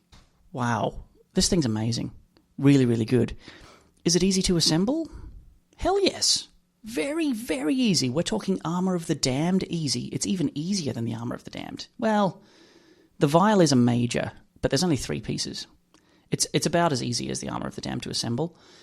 What about the impact it has on our campaign? Let me think. it's bonkers, right? It's broken. It's fantastic. I haven't actually built it in a while, and even as I've been recording this and talking and thinking about it, I'm beginning to realize that I've probably been sleeping a little bit on this one. I think from now on, when I see the Vial of Lifeblood, I'm going to take it as a signal, like be on the lookout, go out of your way to see if you can get the 2 rings, because the upshot is fantastic. Absolutely fantastic. I've resolved that I'm not going to move the individual components around based on the existence of combos. This has to speak for itself at +2 per model. Oh, I keep saying, oh, Jesus! Okay, just interrupted there briefly. What was I ranting on about? The Elixir of Life. Yeah, I love it, and I've been sleeping on the vial. That was the point I was making. Maybe where the hat is, something like that. Yeah, so that was a little window there into the challenges that you can face as a middle-aged streamer or a middle-aged content creator. This is called the cornucopia. I kept thinking it was the astral cornucopia, and I don't know why I thought that. It's just cornucopia. And what this thing does is if you've got all of these pieces, which I've nicely condensed into the solid B category, all of these items that grant you the +1 to each of the individual components, this thing comes over the top and says, whoa, whoa, whoa, forget +1 to each of these 4 things. Make it +5. That, I have to say, is pretty darn good. If I have 2 of these, I'm going to be on the lookout. I'm going to definitely be on the lookout, and I'm going to start biasing towards trying to get the other 2. If I've got 3 of them, it's a pretty big priority, actually. If we're in the mid-game. If we're at the end game, it kind of has the Sack of Endless Gold disease. Where did that thing land? Down here. The Sack of Endless Gold landed into the B, because by the end of the game, I don't really need, as amazing as it is, I don't really need the 5 per day. I can probably get by with 1 per day and be happy. B+ for the cornucopia. Okay, we're very nearly there, people. This second last one here is the Statue of Legion. A ridiculous payoff. You get plus 50% creature growth in every town in your empire. Plus, in addition to that, you get the default benefits of what the artifacts already do. So you still need a hero to be in your town in order to get those vanilla effects, but you get, regardless of what that hero is doing with the pieces, with the statue, if he's walking around, you get the plus 50% buff to all creature growth across the whole empire. That is crazy. I mean, it's amazing. This is a magnificent combo. Might be well into the mid-game, even pushing into the late game by the time it switches on, but when it does, ka-ching, fantastic. I think it's special. And finally, we have the Grail itself. I'm not actually sure that this counts as an artifact. You can't equip it on the costume down here, but I thought it would be kind of remiss of me. Once we talk about the Titan, well, we may as well talk about the Grail as well. It's a completely different animal to all of the other stuff on the page here, but it does share some important characteristics. Primarily, you have to divert attention. You have to turn your army away from what you were going to do instead, to go and get the obelisks, to go and look at the puzzle map, and try and figure out, am I prioritizing obelisks? Do I think the location is anywhere near my current region of operation? Like, it's not. It's not the sort of thing where it's, oh, I see an obelisk. It's day 5. Stop what you're doing. I have to desperately go and look at the obelisk. That's not how it works. I don't do that. Okay. If I've happened across a number of obelisks and I've got a pretty good idea where it is, sure, I will pivot because it's worth chasing. It can be very, very risky in the sense that you could divert resources to trying to get the Grail and fail to do so. And that's called a Grail fail. The investment of difficulty to get it is high, but worthwhile. It's conditional, depends on where it is. Is it A? No, it's B. B+. Oh, I'm going to get so much heat for this. And that, my friends, is the list as I see it, with a little bit of a tweak there I just did to the layout of all of the artifacts, but I'm pretty happy with how this panned out. We've got a good smattering of S and A. Okay, we did end up with a big bulk of B and C, but maybe that's to be expected. Now, if you are interested in the Horn of the Abyss, please stick around, because we are going to add all of the Hotar artifacts on here. It is, however, late in the day here, and I'm going to pause my recording for the day and come back and do that part tomorrow when I'm a bit fresher. And welcome to the Horn of the Abyss section of the video, where we're going to be adding in all of the Hotar artifacts, starting with the trinkets or treasure level artifacts down the bottom here, as you can see. First one is the Ring of Suppression, with this fantastic artwork with the chain link, kind of cruel-looking ring. And what is it suppressing? Well, what it's doing is you wear it on the ring finger, obviously, and it gives -1 morale to all of the enemy stacks. And at first glance, you might say, well, that's kind of just the evil twin of the Badge of Courage, the Crest of Valor, the things that are giving your guys +1 morale. Shouldn't the ring be somewhere in, land somewhere in there? It's broadly equal in terms of power level. In my opinion, it's not the same at all. There's a major difference between giving your enemies negative morale and negative luck compared to giving your own guys positive morale and positive luck. I think I've talked about this a little bit before in playthroughs and stuff.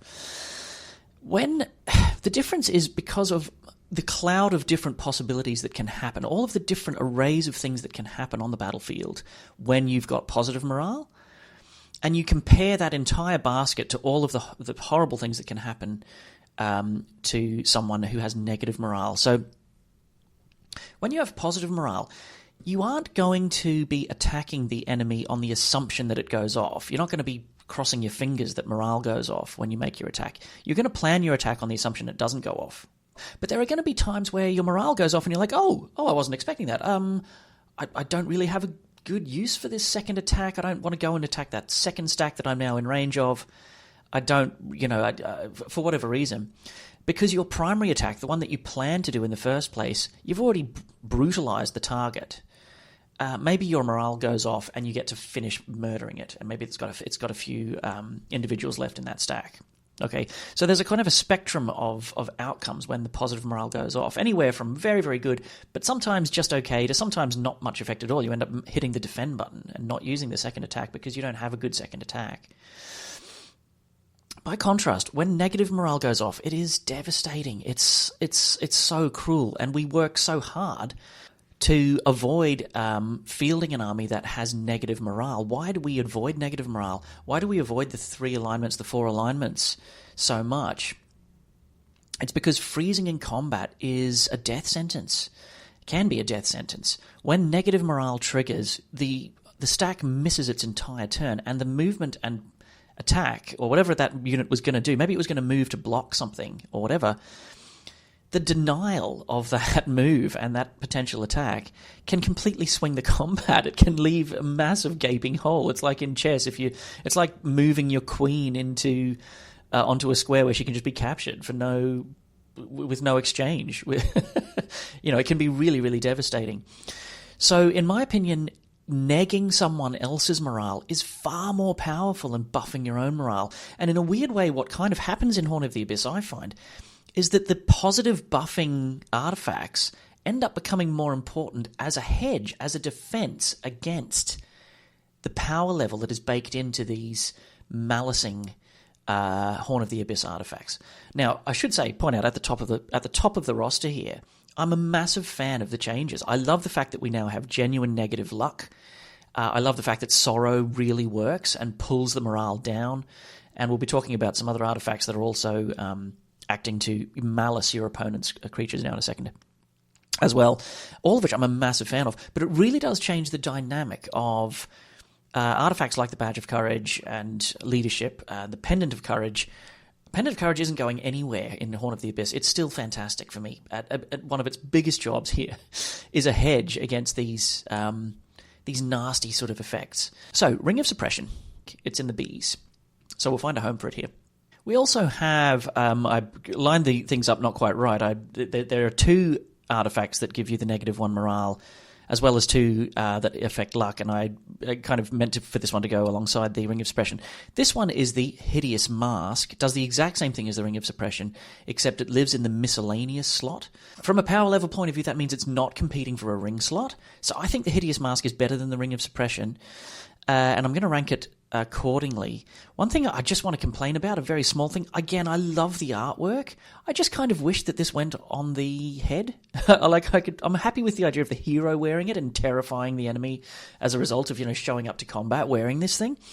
But instead it sits in the miscellaneous slot. I think so. How much better does that make it? I think it's a decent bit better, actually. It's probably up here in the B+. Okay, the next 3 artifacts are all luck-reducing artifacts. So instead of giving -1 morale, it gives -1 luck to the enemy stacks. We have the last 2 treasure-level artifacts here are the Runes of Imminency, the Demon's Horseshoe, and then we're into the minor artifacts. This one's the Shaman's Puppet. Okay, so what's going on here? The Runes and the Demon's Horseshoe both sit in the miscellaneous slot, and they give -1 luck to every enemy stack, kind of like the Devils. If you have Devils in your army. And then the Shaman's Puppet is a minor level artifact, so it's the next tier up, and it gives -2 luck.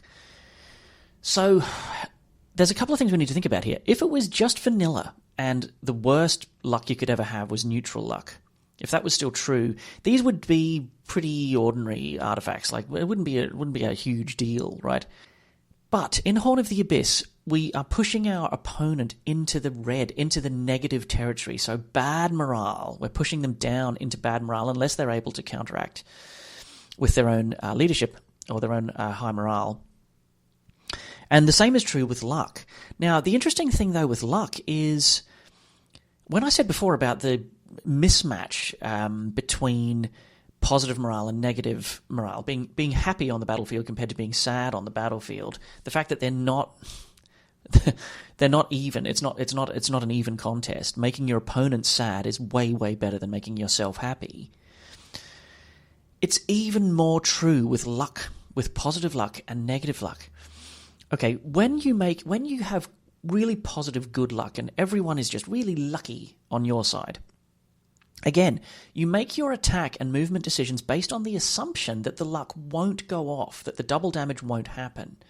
It has to be a safe attack without the luck. Now, if the luck does trigger, happy upside, good times are had by all. Wonderful. Particularly for ranged units. Luck, I find, is just an absolute great combo when you're focusing on ranged attacks. Okay, whittling the enemy down from afar, and the good luck goes off, and you're like, happy days. Because you were never facing retaliation in the first place. And that luck, when it goes off, can really do its work. Okay, cool. With that said, what that means is that in melee, you've probably planned your attack to do significant enough damage so that there isn't a heck of a lot left of the enemy if you're going to be planning to face retaliation. Okay, so when the good luck goes off, instead of leaving behind some of the enemy, it slaughters them completely. All right, cool. When bad luck goes off, and bad luck is now a thing in Horn of the Abyss, where if you have bad luck and you go to attack someone and you roll and it triggers the bad luck, you deal 50%, you deal half damage. And at first glance, you might say, okay, well, that's okay. You still deal some damage. It's all right.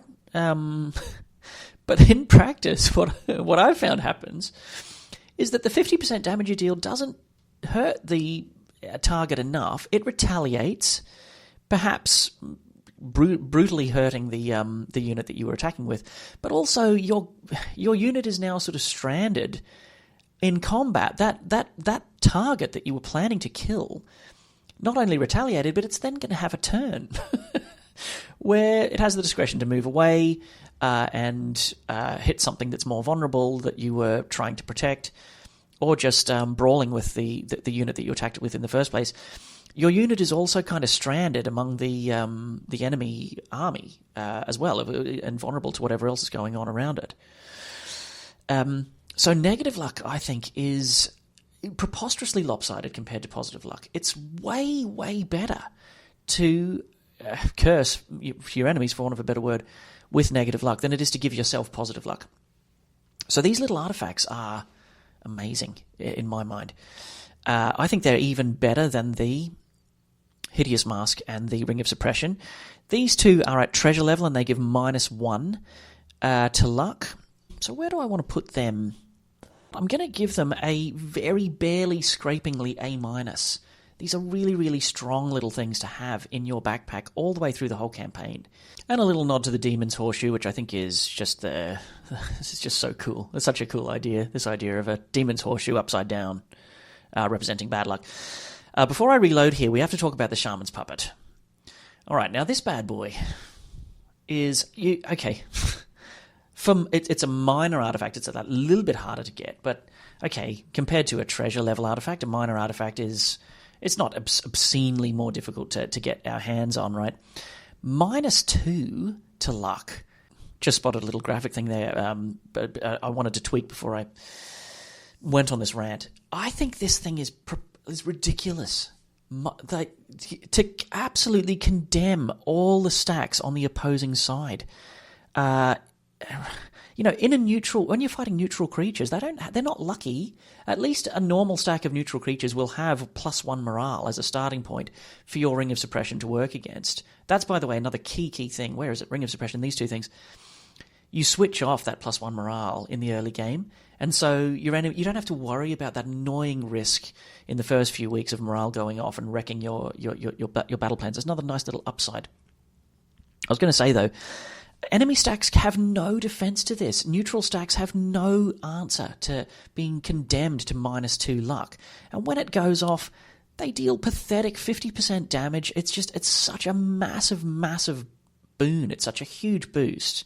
Similarly, when you're up against enemy heroes that have a proper chunky army, maybe they've invested proper gold, proper resources in getting this army together. They've even got the morale worked out. They've got maybe +2 morale. They haven't bothered to take luck as a skill, and they didn't pick up any luck boosting artifacts because there isn't a lot going on. You rock up with the Shaman's Puppet, and it only needs to go off. What, say, once or twice in the combat to profoundly swing the combat. I've actually gotten to the point in my templates where I ban this from the template because it just feels so unfair and so easy to turn on. So, on the assumption that it is in your template and it is going to show up, how urgently should you go and get this thing if you've got an opportunity, particularly in the early game, to get started with the puppet? I'm going to say it's S. I think the puppet is amazing.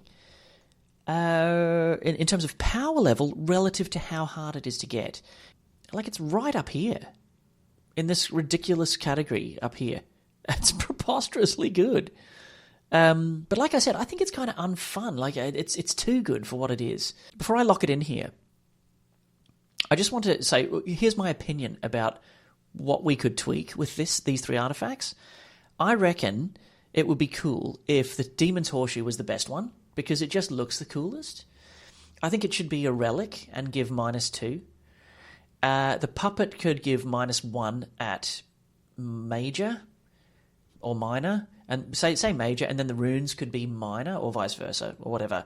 So you can have your -2, your -1, your -1, but just make them rarer. Having the ability to just, if I have all 3 of these artifacts, or if I even have 2, if I have the puppet and the horseshoe, that's -3 luck, mate. Right out of the gate. Let's fight. And now we have the Seal of Sunset, which is a ring on the ring finger, and the Charm of the Eclipse, which goes in the miscellaneous slot. These are minor level artifacts, and what each of them does is reduce your enemy's spell power by 10%. I gotta say, this whole interference thing, I find it a little bit unfun. These are the kinds of things... I'm not really looking to build a hero to punish my enemy's spell power. I'd rather be doing something else. I'm not doing it a lot. I'm not really building around this very often, at least in the games I play. And when my opponent has, this interference thing cranked up to 11, it just kind of feels a little bit like, meh. It just feels a bit flat, a bit unfun. So I'm not a huge fan of this from a design point of view. I don't really care about nerfing my enemy's spell power as much as I'm going to care about doing something like getting the Ring of Suppression, and they're better than these practically useless pendants. So I think we're in the E+ for these two. Okay, and so we have the... what do we call these? The kind of I like to think of King Trident from The Little Mermaid when I picture these three items. If you've got kids, you've probably had to watch this movie like a billion times, like I have. The first one here is the weapon version, the Trident of Dominion. And what it is a major level artifact. It gives +7 to attack. So it's competing, really. The most obvious comparison is the Sword of Hellfire, which is also major and gives you +6 to attack. So the Trident is here to go, ha, I'm better than you. This thing doesn't combine into anything. Neither do these, actually, by the way. There's no combo artifact if you start assembling all of these pieces of King Triton's armor, let's call it. So this is just plain better. 7 isn't preposterously better than 6, right? I don't think it's an A. I think it's just, it means it's up here in this B+, which is getting extremely crowded. Okay, so I've had to create a third layer of graphics here in the B+. That's just the way things go when you've got dozens and dozens of things to cram onto the screen. Now, this the shield is the shield companion to the weapon. It's the Shield of Naval Glory, and it's +7 to defense skill. Its obvious competitor is the Shield of the... What is this thing again? The Shield of Awesomeness? Shield of the Damned. Of course, I knew that. Shield of the Damned. Now it's offering +7 instead of +6, which just makes it better. And I think for the same logic, the same reasons we all talked about before, I want this thing. Sentinel Shield is offering +12 at Relic. This is major, offering 7. So yeah, it's in the same neighborhood. I don't think it's... I'm not giving these things a massive buff over the two items that they eclipse. So I'm going to put it in here, I think. We now have the Armor of Nyx, and this is an interesting one, right? Because it's the power buffing armor that kind of goes with the other two items I just described there. Yeah, the Breastplate of Brimstone at +5 to power. This thing is saying, again, hey, I'm here and I'm better. I'm now offering +6 to power. Yeah, I want this. I think this Breastplate of Brimstone is a bit far down here. This is probably a bit more important than I'm saying. Well, yeah, you could argue that maybe the breastplate should be a little bit further up the Bs. I think this thing is something I'm going to want to chase pretty aggressively. Definitely a high B. Okay, I found a little home for it here in mini mode. I hope that's just not going to be too busy graphically for everyone. And sadly, the Centaur's axe is becoming less and less visible. Okay, maybe gave them a little bit of a buff there. Now, there's one last final component of the kind of set of 4 King Triton artifacts, as I'm calling them. And this one is called not that I'm looking off to the side here, the Crown of the 5 Seas. +6 to knowledge worn on the head. Right, well, who are we up against at major? It's probably this guy, right? That's the +5. +6 is better. And again, these 4 items do not combine into a combo artifact. +6 instead of +5 at the same rarity. I want this. C-. And next we have one of my absolute favourite additions to the game, the Boots of the Wayfarer. This is a really fun, beautifully designed artifact, I think. I love the artwork on it.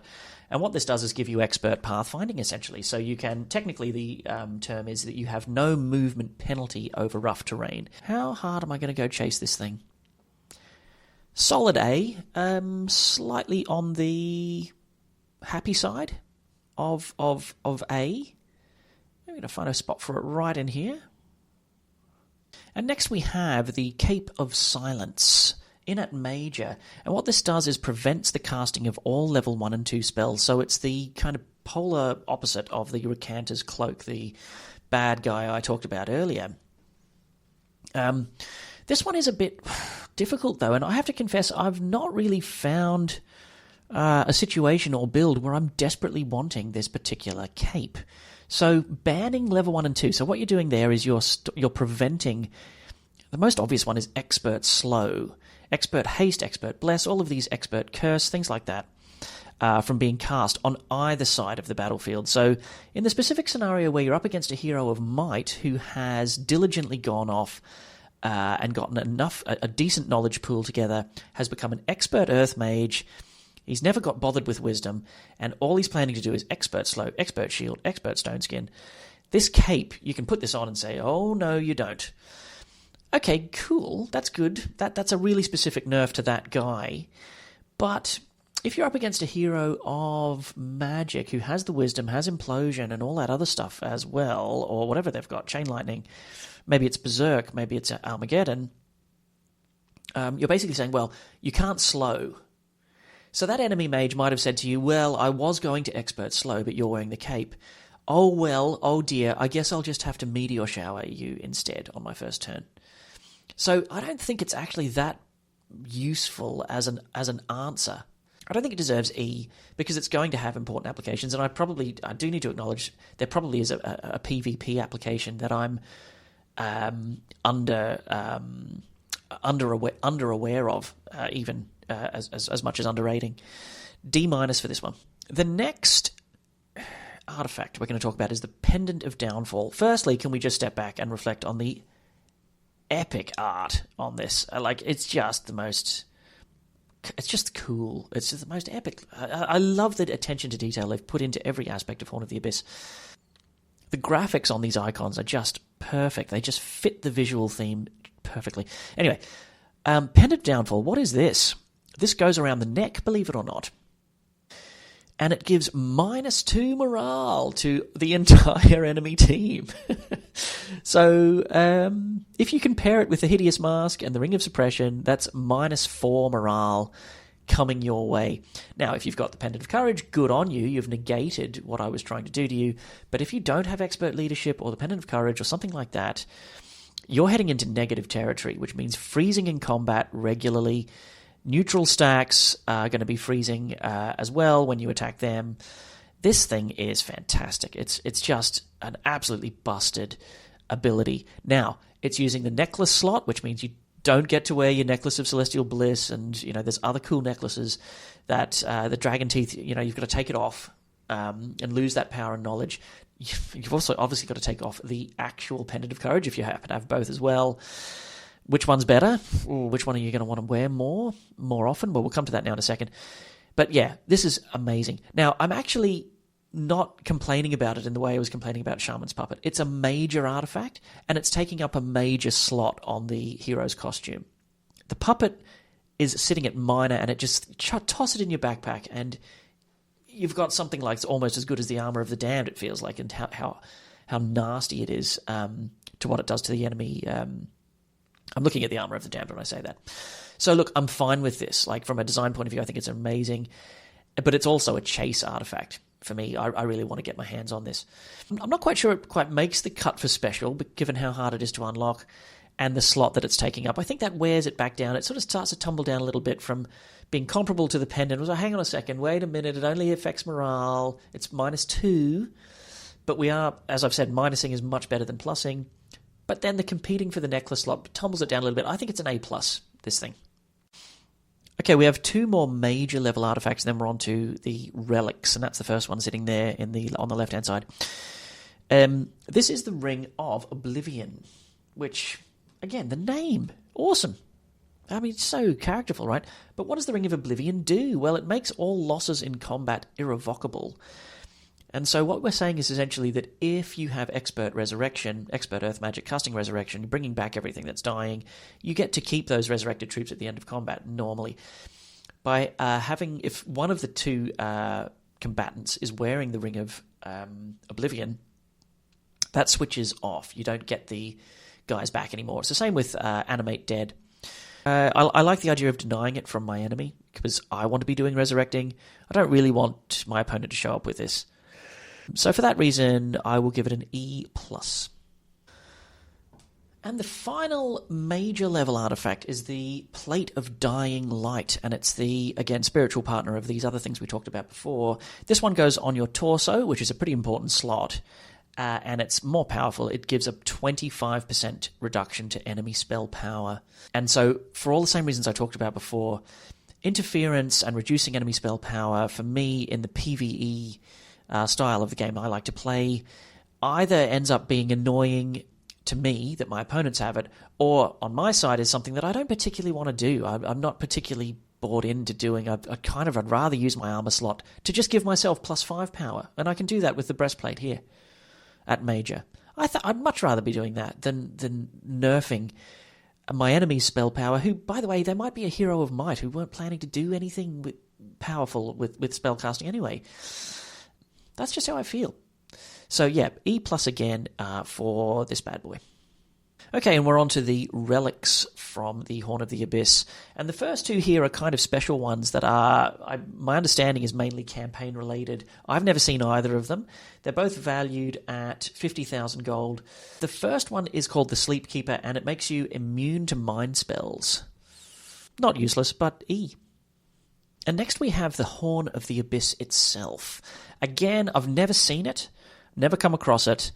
And it's clearly a campaign item, the whole kind of point of or apex of the campaign. If you get your hands on it, it raises fang arms from slain stacks of living creatures.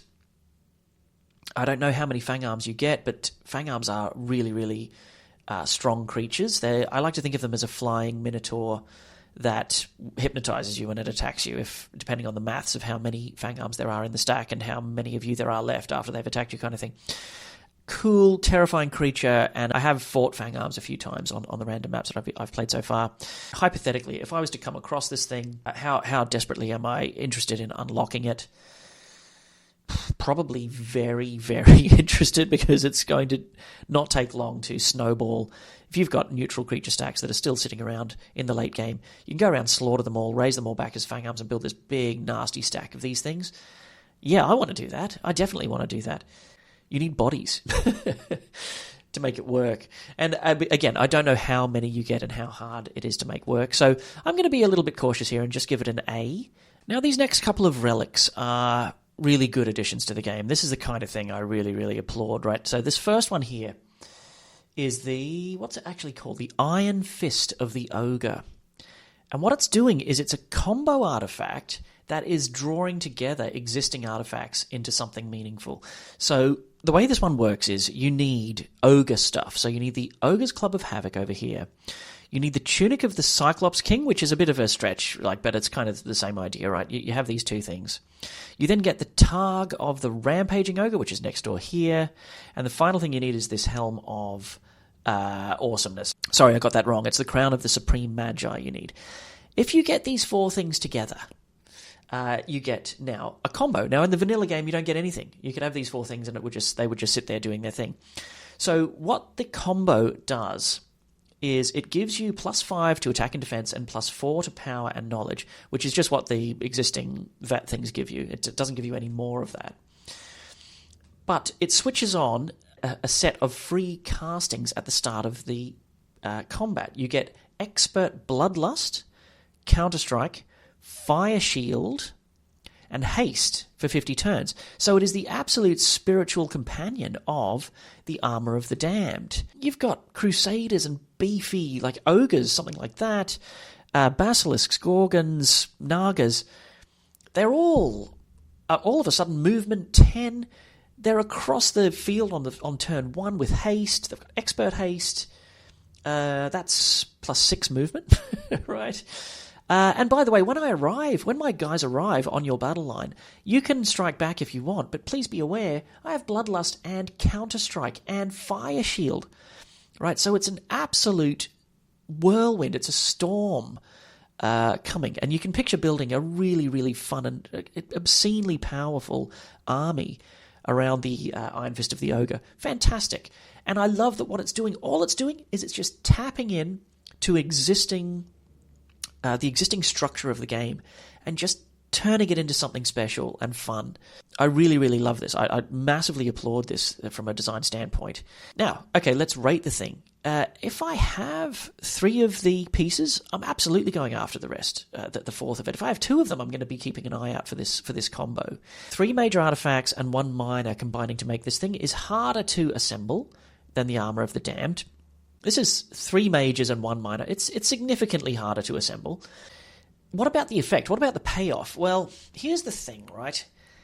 Whatever your opponent's doing, though, the Armor of the Damned is going to harm. So what I'm saying is you don't need an army of basilisks and crusaders and being an armorer and being an offense guy, being a barbarian, in order for the armor of the damned to be exceptional. You're basically showing up to the combat saying, I don't care what you are. I don't care what you're doing. Whatever you've got on your side, they're stuffed, right? To cop this, slow, curse, misfortune, weakness. I don't care. It doesn't even matter to me what it is. My composition is irrelevant. I don't need to build my composition around the armor of the damned. Whatever I was going to do, I'm just going to still do. Whereas with the Iron Fist of the Ogre, your army composition now matters in order to make this work.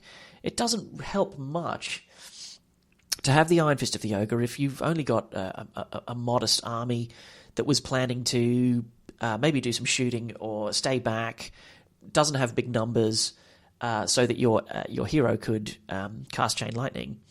Well, this Iron Fist of the Ogre is happy to have it, but it doesn't have anywhere near the kind of transformative properties that the Armor of the Damned has. So, all told, how excited am I to build this combo? Quite excited. But we aren't in Armor of the Damned territory. I do think it's a really, really nice addition to the game. I'm willing to give it an A. Now we come to the Diplomat's Cloak, and what this one does is a similar idea to the Iron Fist. It's drawing together existing artifacts and making them do something that they didn't do before. So it's a combo artifact that draws together the sash, the whatever that was, the surrendering necklace, and the ring of surrendering, each of which give you the 10% discount to surrendering, and we put them right down the bottom, as for reasons we discussed earlier. If you have all three in Horn of the Abyss, you get a combo artifact, the Diplomat's Cloak, and what that does is gives you those same benefits, and then also allows you to retreat and surrender to neutral stacks if you get it wrong. If you go and attack a neutral stack and you're now living in regret, you can now work your magic with surrendering to them if you want to, which... Okay, already I'm thinking, okay, well, I don't really plan to do that very often. But, okay, cool, nice to have.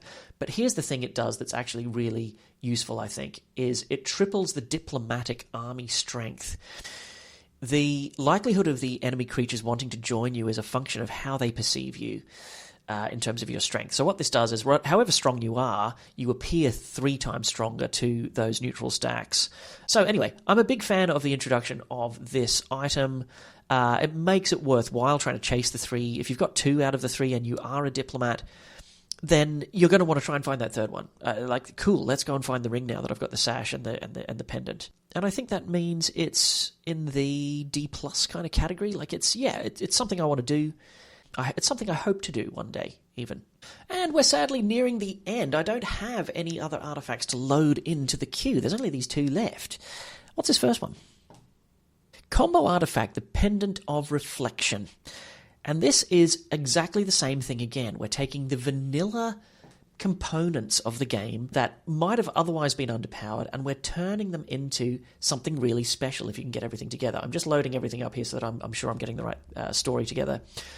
When you have the Garniture of Interference, the Surcoat of Counterpoise, and the Boots of Polarity, these 3 artifacts, all of which have struggled on their own terms to be really attractive propositions. Where's the Surcoat? He fell down here. He fell all the way down here.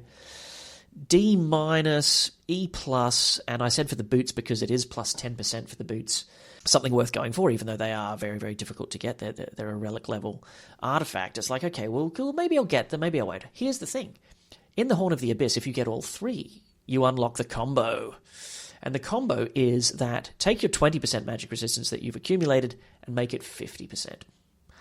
Now, going into a strategic or tactical engagement, knowing that, or if I'm aware of the fact that my opponent has 50% magic resistance, that's going to change my behavior. When I'm up against battle dwarves and there's other things instead, other targets instead, and I've got the option to lightning bolt the battle dwarves, and they're the stack that I want to lightning bolt because let's say they've got the HP that I'm looking to whittle down, I'm hesitating. I'm probably not doing it. I'm probably going to try and find something more reliable because 40% magic resistance in their case, that's chunky, right? Just wearing the Boots of Polarity, if the dwarves were wearing those cool rockin' boots, 10%, cast the lightning bolt, you'll probably be all right. right? It doesn't change. 40% profoundly changes my behavior, in response to the fact that they have that resistance. So look, 50%, now you're talking. Now you're really, really talking. I love this combo. I'm going to chase it. If I have 2 of the pieces, I'm going to go looking for that last bit. Absolutely. It's a great little artifact. And finally, we have the Golden Goose, which is so fun. If you get the 2 major bags of gold, the purse of gold, the bag of gold, if you then also get the relic sack of gold, get all 3 together, you get a combo artifact that overrides all of it. And instead of getting the sum of all of that money together, which is 2250, you get 7 grand instead. So it adds, technically it's adding 4750 by virtue of having the combo. That's amazing. Is it too good? I don't think it is too good. It's quite hard to make. You've got to get all 3 of them, and that's pretty hard to do. 2 mages and 1 relic.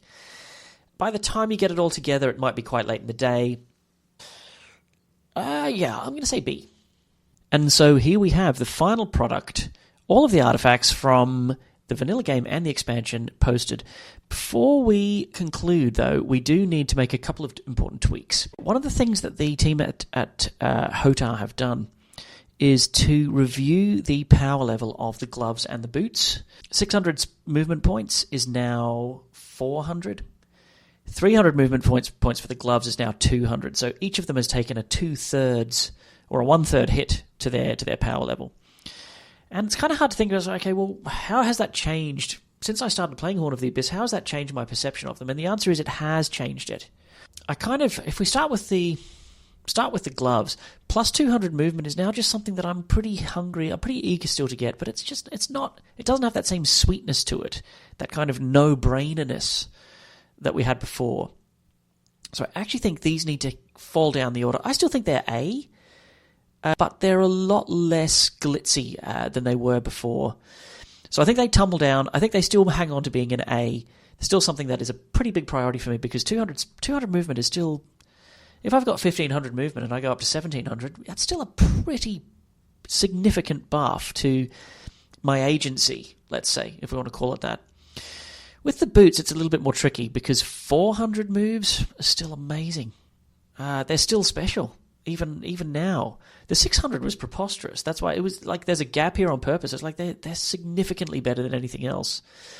When you nerf it down to 400,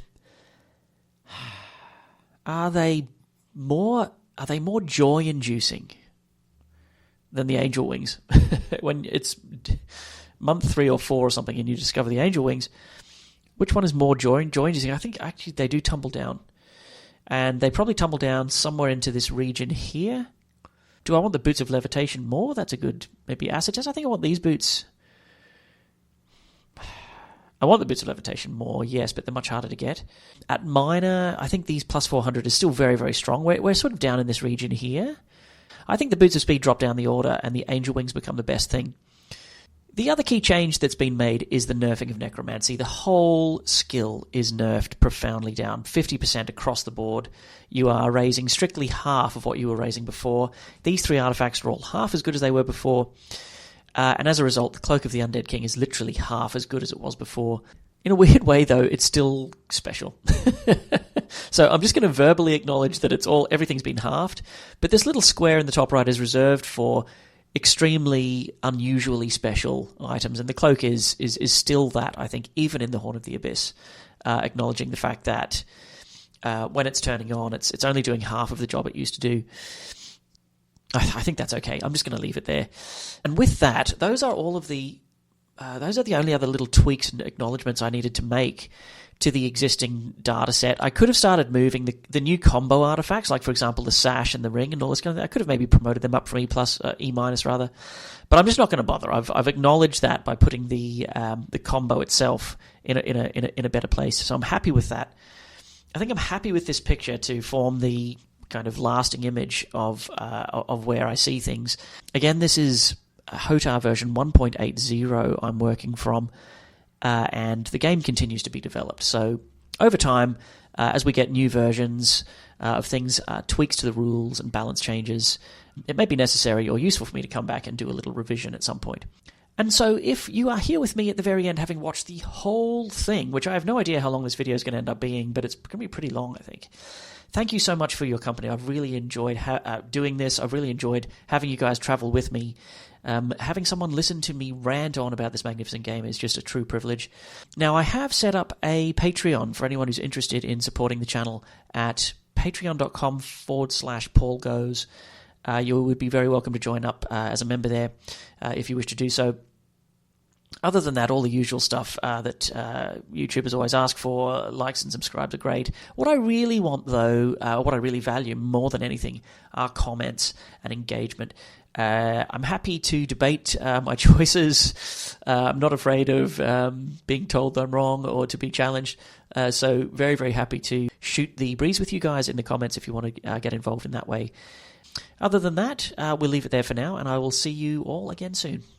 Bye for now.